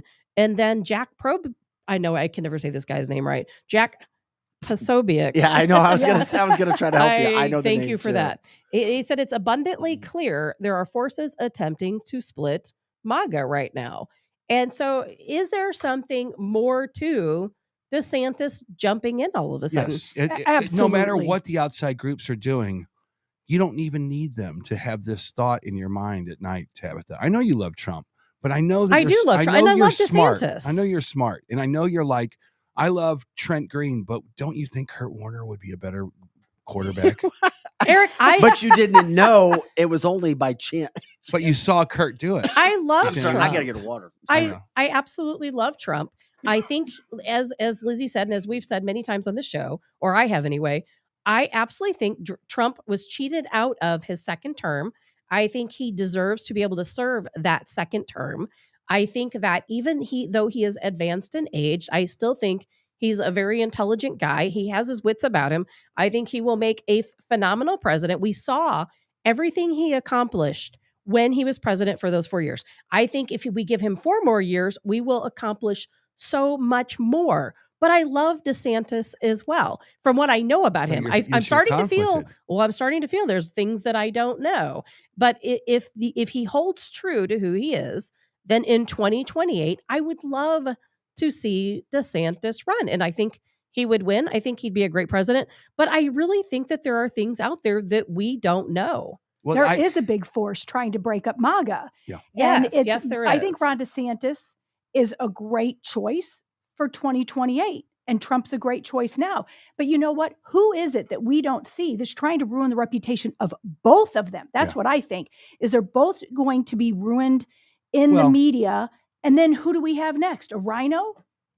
So the Democrats are using this principle that that Abraham Lincoln came up with: a house divided can never stand. Yeah, that's exactly what they're trying to doing. do. They're trying to do this thing where you have two candidates. DeSantis arguably is a Trumpster. Arguably, Ron DeSantis is like, yeah, I'm on board the Trump train, but I think I could do a better job. If CNN was smart, for the next 6 to 8 months, they would be Ron DeSantis fanboys, and they would just pump the hell out of DeSantis. He could be the unifier. And then when it comes time, they could blow Trump out of there, because then the groundswell of support would start to raise and get higher and higher.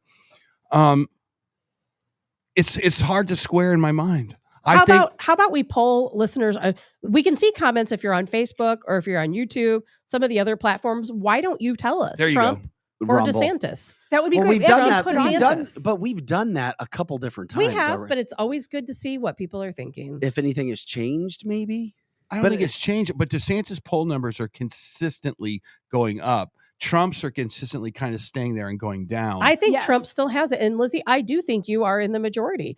I think that we are the majority right now of the conservative party, because the conservative party has changed, just like the Democrat party has changed. And we're pushing the rhinos out. We're putting them on the run. They have no place here anymore.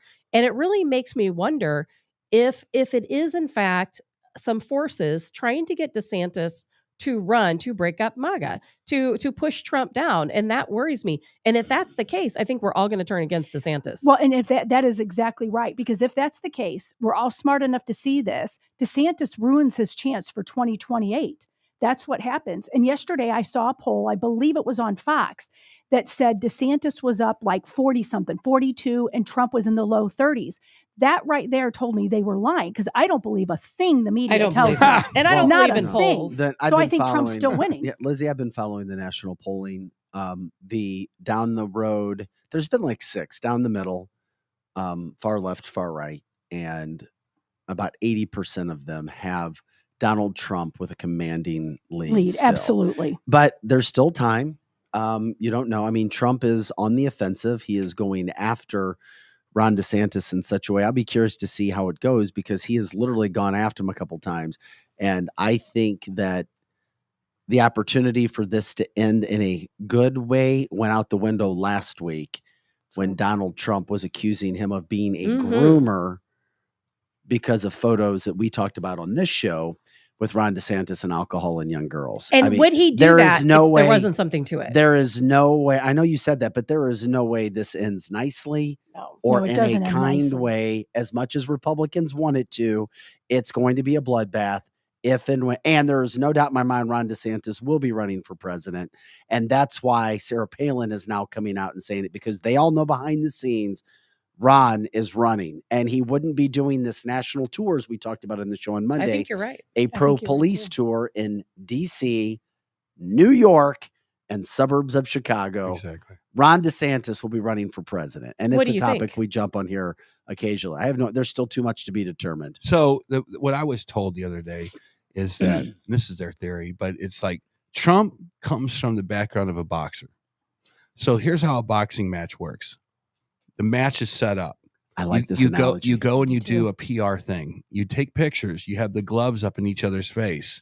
You then arrive at the arena that night and you beat the garbage out of each other. And if it's mixed martial arts, you put your fingers in their eyes and you destroy them and you try to kill them. And as they're laying there and the guy taps out, the other guy jumps up, throws his arms in the air. And the first thing he does is he goes and he picks him up and hugs him.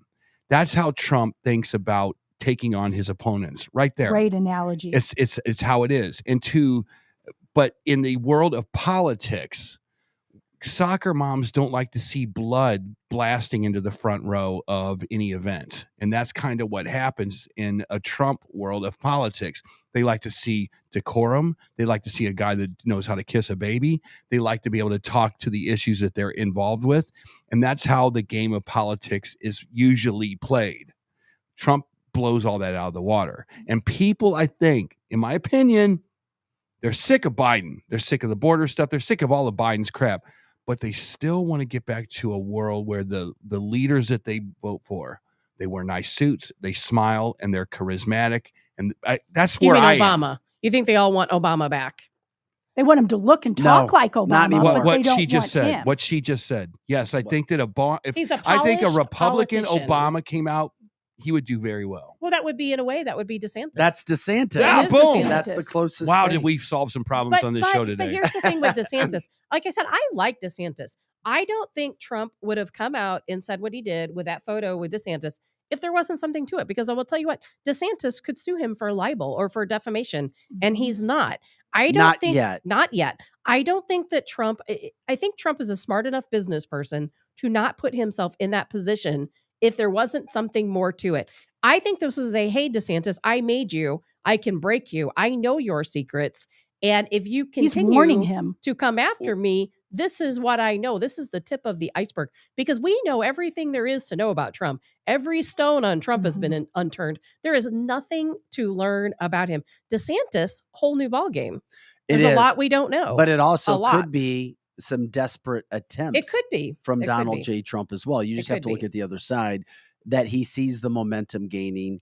He sees the success that Ron DeSantis has had. He sees that the national media has not really gone after or views Ron DeSantis as a evil villain as they do Donald Trump.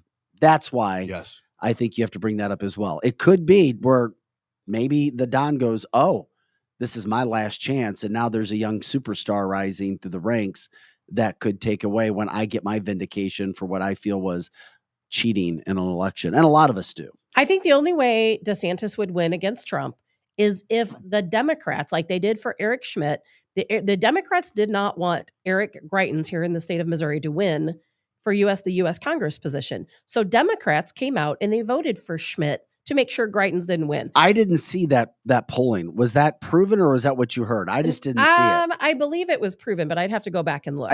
I'm holding you to that. You find that and bring it to the show tomorrow. Democrats back in the day were openly discussing it. It was no big secret. Whether that turned out at the polls, we'll have to find out. But I think that if it comes down to DeSantis and Trump running against each other, Democrats, people who are on the fence, who are just anti-Trumpers, could turn the tables by voting for DeSantis just to push Trump out. Maybe. It's a I big could tech. see that. If you read, I subscribe to Move On, that group in their emails, and they talk about all this stuff. That is one thing. Democrats, like Eric says so often, they have a plan of action. They follow that plan.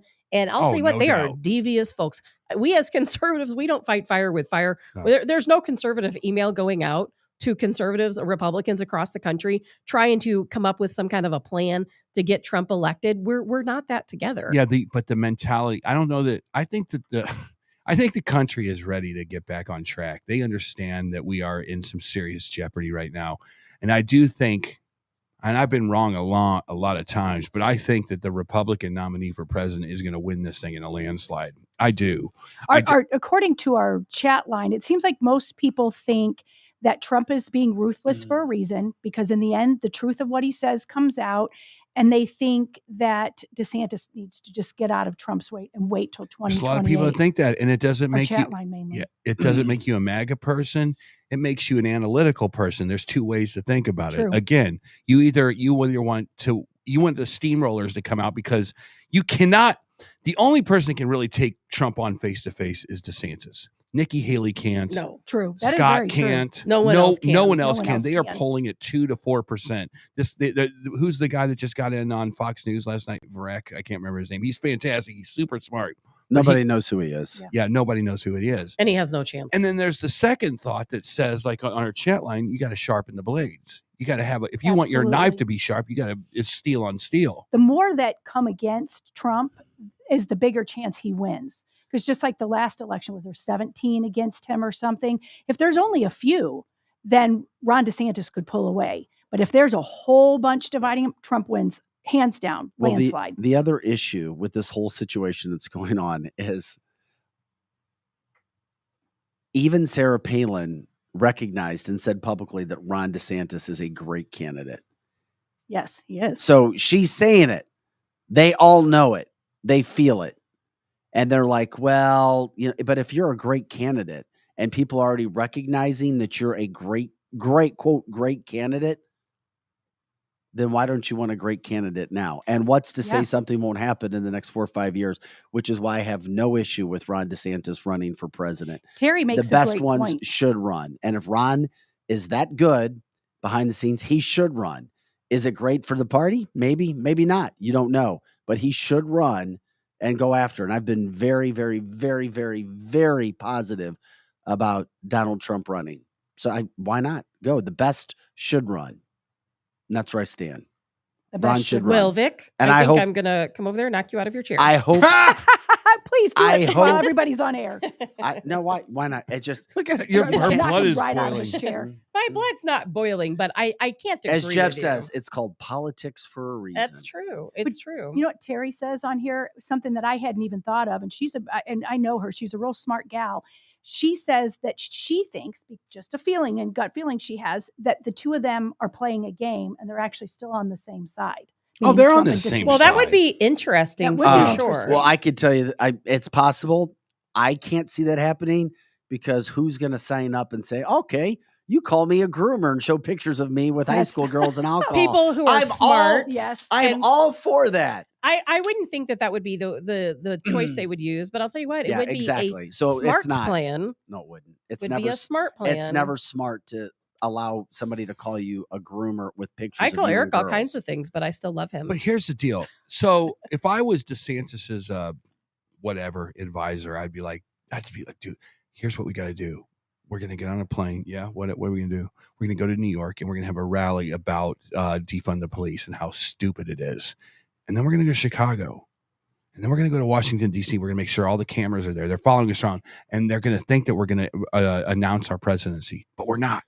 And then we're going to go back to Florida. We're going to go back to Florida, Tabitha. And we're going to run the damn state like it should be run. And we're going to show all the things that we can do. And then in the summer, guess what we're going to do? What? We're going to go on another tour. It's about children's education, critical race theory. And we're going to go all these schools that are damaging kids. And then we're going to make a few stops about transgendered issues in St. Louis. We're going to go to Washington University and have a little discussion out on that. And then we're going to go back to Florida. And we're not going to say anything about running. Eventually, you're running whether you think you are or not. All you have to do at that point is go, we've had an amazing outreach with the United States. The people of this country have spoken. We're running. And now it sounds like DeSantis was recruited to be in that spot, and he's not trying to push himself onto that spot. And then it's like, Donald, I don't know what to tell you, man. We're polling at 60%. We have to. We love you, but my God, it's time for the new era to come in here. If I was DeSantis, I would make it an issue by issue tour. That's great. The Yep, border, you're right. the border, kids, go to any city that has kid issues. St. Louis would be a great one. And then go to any city that has this Black Lives Matter, this defund the police movement that are really just going to hell. Bring the cameras with you and say, yeah, we might announce today, probably won't. So the cameras actually show up to your press conference. That's what DeSantis has to do. Trump, on the other hand, has to act like he's still the president. He has to go to this city today, this little town, I can't even remember the name of it, Palestine, East Palestine. And he has to say, look at what Biden's doing. I am the contrast of what that clown's doing that just went over to Europe. That guy's a joke. He doesn't care about you. He just threw $100 billion at Ukraine, and this little community could use $1 billion, right? That's what Trump has to do. And at some point, they're going to come together right around Memorial Day this year, I would imagine. Okay, right? So let me throw a wrench in this plan. Not Eric. Memorial Day, Labor Day. I agree with everything you're saying. If DeSantis wants to win, that's a great plan for him.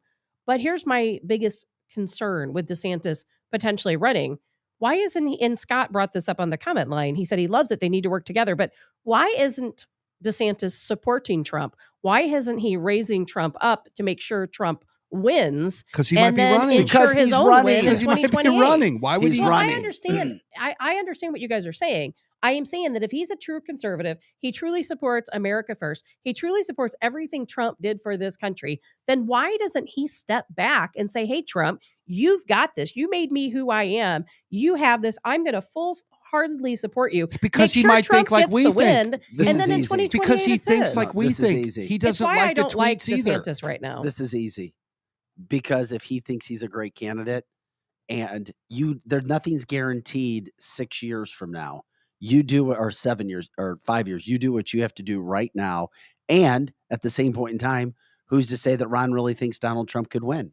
Who's to say we'll Just even like Eric have talks. an election? If we're in Exactly. the middle of a war. So now you're making my point. Go now. If we're run now. And I agree with you on that aspect, because guess what? You're on, you run. If we end up truly in a war with Russia and China, which I really do think it is going to happen. When it happens, is it going to be months?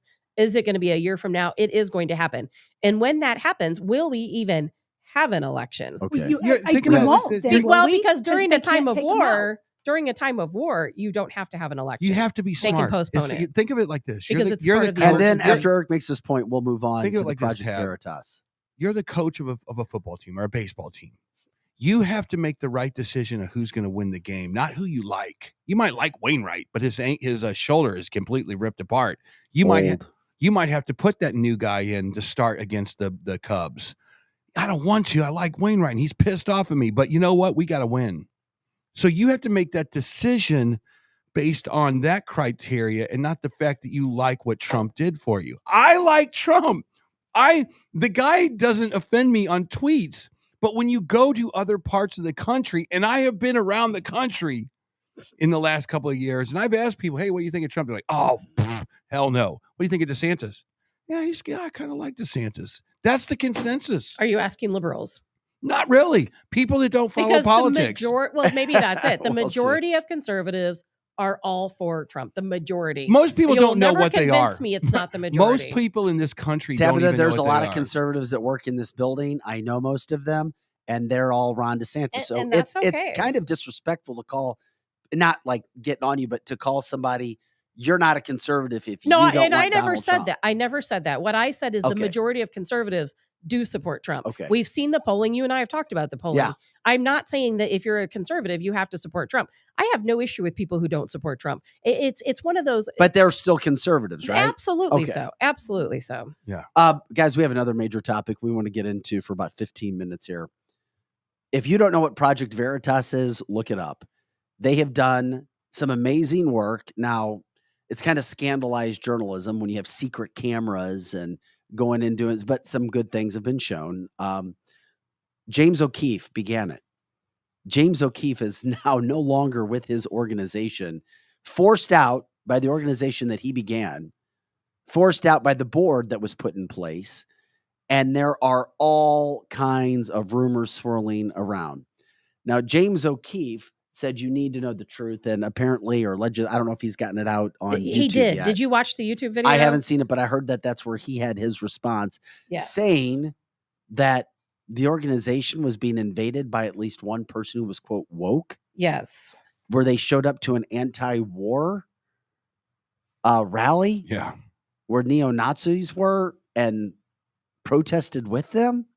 However, James O'Keefe has also been accused of leading like a power-drunk tyrant. His organization. He started it with a camera. Yes, exactly. If there's no doubt in my mind that that organization or an organization like that could be infiltrated, especially when you're doing the kind of work that they were doing. No doubt about it. Project Veritas' most recent massive story, of course, was a guy going out. He thought he was going out on a date. He worked for the company Pfizer. It's all right to say that one. And talked about how they were doing, let's just say, quote, bad things, and admitted it. It was all on camera, brought out by Project Veritas. There's so many stories that they did. But for the leader of Project Veritas to now be taken out of that command, it's not uncommon. I know it's not, but for Project Veritas, I think it's a massive story. As of now, a commenter sent us When the you YouTube lose, video. when you lose your leader, the guy with the vision, man, I don't know. I am, as of now. Now I haven't watched the YouTube. I'm actually scanning our comments because somebody sent us the YouTube video earlier of what James O'Keefe said on YouTube. I haven't found it yet. I would like to know what he says. I haven't heard what he says yet, but I will tell you, as of right now, I am 100% backing James O'Keefe because we see all too often, and we know with Project Veritas, the left would love to infiltrate that because it has uncovered and destroy it much. They would love to be the Trojan horse. You know what though? I don't think you can destroy an organization like that. You absolutely can. Why don't you think so, I'm gonna Eric? tell you why. Because what does it take to get an iPhone out and somehow, whether it's you or someone else, go over and talk to the I don't know, the dean over at WashU and somehow get them on camera saying, yeah, we make about $1 million off of destroying a kid's gender or whatever it is, right? So you can do that with limited gear. You can do it because you know how to do it, and you can get the information out because you have the distribution to get it out. So just because they got rid of this guy, maybe he'll stop making the money that he was making. But man, it seems like that's the kind of job you can just continually do. He probably will start another company, I would think. Yeah. I mean, he's the guy that's like his brand is getting hypocrites on camera. That's his brand, is being able to go to a nice restaurant in New York and getting the CEO of some company. He has changed the landscape in so many different topics. And what he's done has been so incredibly phenomenal. But he was also heavily funded by the folks who wanted to see these things outed. And, you know, it happens all too often where someone like James O'Keefe, they have this company, they end up getting kind of bought out. They take money to sell their shares, and then they create a board. And then a board overrules them and kicks them out. And then the next thing you know, the company is something different than what it started as. It's public service because think about this. If you can somehow get Moderna's whatever officer on camera going, yeah, this vaccine doesn't really work, but we are making $150 a pop. What? That's public service. Mm-hmm. And that should be bipartisan. And a Joe Biden should look at that video and go, James, thank you so much. We'll take it from here. But I guess the interesting point would be who would take over the role. And it's very clear to see where Project Veritas would be going by the product of the work. You can judge something. You can judge a tree by the fruit it bears very quickly, very easily. Oh, has Project Veritas changed, or are they still going to continue to do the kind of work that we have done? We weren't there. We don't know all the things that could have happened with James O'Keefe. We have zero idea. That's right. Something could be there. Something may not be there. But for him to be kicked out by an entire board, I mean, and we know they're still doing good work. But are they? This just happened. Are they still doing good work? As of a few weeks ago with what they did with Pfizer, are you kidding me? Maybe James. 100%. That's what I just talked about. Well, yeah, but he Tabitha. was still there then. Maybe James. No, he was on his way out. If this had already been on It's the way because out. they don't like him, guys. Come on. It is because it's they don't like him. personality It's one of driven. those- just a It's what personality happens. conflict. It's what happens when little media companies. Well, they start to- allege that he was using company funds to start a musical career. Well, fine. What? He Whatever- started the yes. company. Okay. Huh. I think Didn't that know that James and Elliot Davis could come here to St. Louis and just focus on Tashara Jones for a while. Well, I don't know about that, but we need to do the deep Sorry. dive on Project Veritas in the coming days and weeks and see what happens. Mhm. You know, I don't want to completely abandon Project Veritas if they're still doing the good work they were already doing. But I also want to see the James O'Keefe YouTube video and see what he can explain for himself. If you have a chance to watch it, let us know then. Yes. So that we can actually see what's going on with Yeah. it, why he's leaving, what's happening. Absolutely. Because by the time I find it, the show will be over. Why does I'm going to look you at know, that this tonight. is the kind of thing where it's like, oh my God, this James O'Keefe did this stuff. Why aren't there more millennials doing this kind of stuff? It's like exactly in their wheelhouse. They build videos, they put TikToks together. No, they're trying. Why aren't We there had one more on the high show. school kids? Gosh, my mind is leaving me right now. It's like kung fu. Use the Alex, words you're against them. listening. Who did we have on the show from InfoWars? Oh yeah. But no, he's Oh, yeah. different. He's different. He's a man on the street. Man, And we had the other kid that came in too with Yeah. the podcast. Man, Yeah, but he's a college student Yeah. at Ole Miss. I'm just saying how it's like we should start a TikTok trend because that's how everything gets done in this world now is a TikTok trend of millennials going out having lunches with Owen Schroyer. yeah Yeah, that's right and just start multiple websites of this. I would love to. I mean, are you pissed off that Pfizer might be giving your heart? I can't even say the words. I can't even say the Yeah. words. Well, Aaron, Nido, blah blah blah. but guess what, Eric? You're right. Aaron just said, timing is very suspicious. Right after exposing Pfizer, now O'Keefe is gone. Also and true. O'Keefe is a millennial. Oh man, that's some serious. I have the conspiracy video theory now, right but there. I don't think No, we'll you have bring up a time to good That play point, is it. so bad. Well, what do you got? What do you got? Let's me find it here. Yeah, if you find it, that's someone good. someone just sent it to me, so I know I have it. Someone sent you what? The James O'Keefe video. Yeah, if you find that, that's too. We can play that as well. We were talking about the whole situation regarding Project and is it Veritas or Veritas? I I've call heard it it both ways. Veritas, but it could be either Project one. Veritas. I thought I heard you say it differently, and I was worried that I was saying it wrong. I probably say it both ways. Project Veritas has done some amazing, amazing work, and they're needed. Now, the left doesn't want them. Medical companies, pharmaceutical companies, politicians, they don't want them around, especially when things happen. So here we go. It's a check and a balance to this corrupt media that we have. I say whatever happened to the Koch brothers? I mean, just talking about funding. What are they around anymore? Do they fund anything anymore? Remember the Koch brothers would fund every Republican right-wing thing. Remember that? Yeah, Do they they did do a that lot. I anymore? haven't heard them funding anything right now or backing a particular candidate or anything right now. Who's the They're kinda George quiet. Soros of the right? Do we have one, really? There isn't one. was no, thinking, I don't I was think we leaving it have to- one. Well, so does- Charles Koch died. He was one of the Koch brothers. He died. So there's only one that's left. That was it, wasn't it? Yeah. I mean, I can't think of any multi-billionaire that either. just. I guess you could put Elon in there a little bit. He went and destroyed Twitter, But I guess he's that was not. good. He's not It's not donating money political. to massively to political Well, yeah. candidates. He can't really because he's such a public figure. He would lose a lot of market share over at Tesla and whatever else he's running. I cannot find the YouTube video because it's an anonymous. The person who's posting it says anonymous Facebook user, and we have so many different platforms streaming. I can't figure out where it's being posted. So Facebook user who is posting the YouTube video, please tell me where it's at.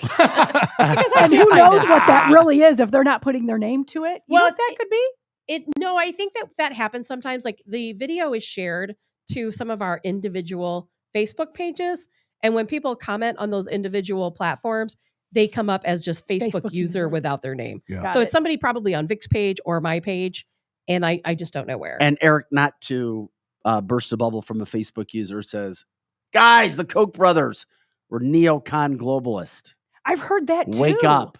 Yeah, I've heard that they were bad. I didn't hear that they were good. So no, I really don't know of an equivalent. Well, of a Kim Gardner told conservative. us that if we could recall the interview we had with her. Did she? I don't remember her using the word neocon globalist. Well, she didn't say that. But she said the Koch brothers. When we asked her, well, she talked about the Koch brothers, but that's simple. She was trying to explain why she accepted George Soros money, but I don't think the Koch brothers are really Soros-like in today's elections. I don't see that happening. I mean, it's just we don't have a Soros. Yeah, Soros is. Got to give it to him. Yeah, he's blowing through a lot of cash, but he makes a lot of cash, and he's a genius. And that's kind of what that Sam Bankman-Fried guy was trying to do as well. If he could have kept his habits out of the way, he could have been another George Soros. And that there just aren't a lot of conservatives that throw money at these issues. Hence the name conservative. I guess they keep their money and they don't give it to people. Good point. That's good point. That makes sense. But remember that Soros, his objective is to cause chaos. It's to cause chaos. And that's why when people keep coming out and say, well, Soros is supporting DeSantis, that doesn't mean that he likes DeSantis. It could mean that he doesn't want DeSantis to win. Soros likes to cause chaos. That's his job. That is true. And wonder what it goes through his psyche that he wants to ruin a nation. I mean, I know it's power and control, but what kind of person He's does a globalist. that? He's a globalist. True. You can't have a globalist if there's one country that's above, that transcends what you want to do. So you got to bring that down. And it's all a game. It's just a game to him. And he has a son that's going to take his place. This is all like a game, and we're all the little pawns, and we're all the little chess pieces, and the collateral damage. We don't matter to someone like Soros. True. And this is Cancel This at cancelthisshow.com. If you guys have topics and situations or stories that we've missed or you'd like to hear, let us know. Contact us, cancelthisshow.com. You can jump on the chat line. Let us know. We'll be looking at that to see what is going on.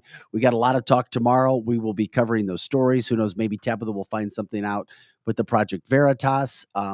We'll soon get our own cameras. We'll send Eric out, because if anybody would be sucked in, Eric, it would be Eric. Great. Eric would be the best by far at getting people to talk about. Hey, Kim, something. come over here. Can I talk to you for a second? It would be great. That would be just classic. Let me buy you a bagel. I think you're doing a great job. Oh, by the way, did you hear about the girl that got her legs cut off? Never mind. Yeah, I was laughing up until that.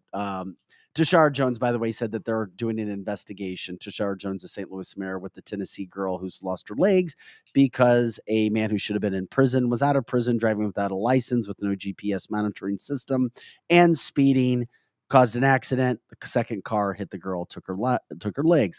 Tashara Jones says, we're investigating the processes that led up to that. And you won't hear another comment. That's it. She put her statement out, and that was the end of it. And you won't hear. And then they also said, well, we're just, we've got to be safe when we're driving in the city. I mean, it was soft. It was lax. It was terrible. She's saying something because she had to. And it was only after local news stations started showing up at her door to get that stuff covered. Yeah. Anyway, she probably had ChatGPT write her press release for her. Yeah, maybe. Can I throw something in before we go? Yeah. Paul Raymond and Anthony Merkel, thank you for the stars that you sent us during the show. All right. We appreciate it. Thanks, guys, for joining us for Cancel This, cancelthisshow.com. MP on the boards, Lizzie Sparks in studio with the comment line. Eric Johnson, Tabitha Hassel, and Vic Faust. Have an awesome day. Share the show. Remember, check out our sponsors online, cancelthisshow.com. We've got it all. The spices, the car warranties, the companies. The spices. Carroll House Furniture, of course. Dr. Mahesh Bagwe, orthopedic surgeon. Check them out. We've got a lot of stuff going on. Also, Alex David, who was on the show earlier this week. Anything car related, call White Glove. White Glove. Check them out. When you use those companies, that helps us as well. Thanks so much. We might have a Chris Knight, Scotty Gherkin sighting tomorrow. That would be exciting. It would be good to see them. Yeah, but he'll just shove it in our face with the damn ocean behind him. Yeah. I'm going to be doing that to you too. Happy Ash Wednesday. Happy Lent for those celebrating. Have an awesome day.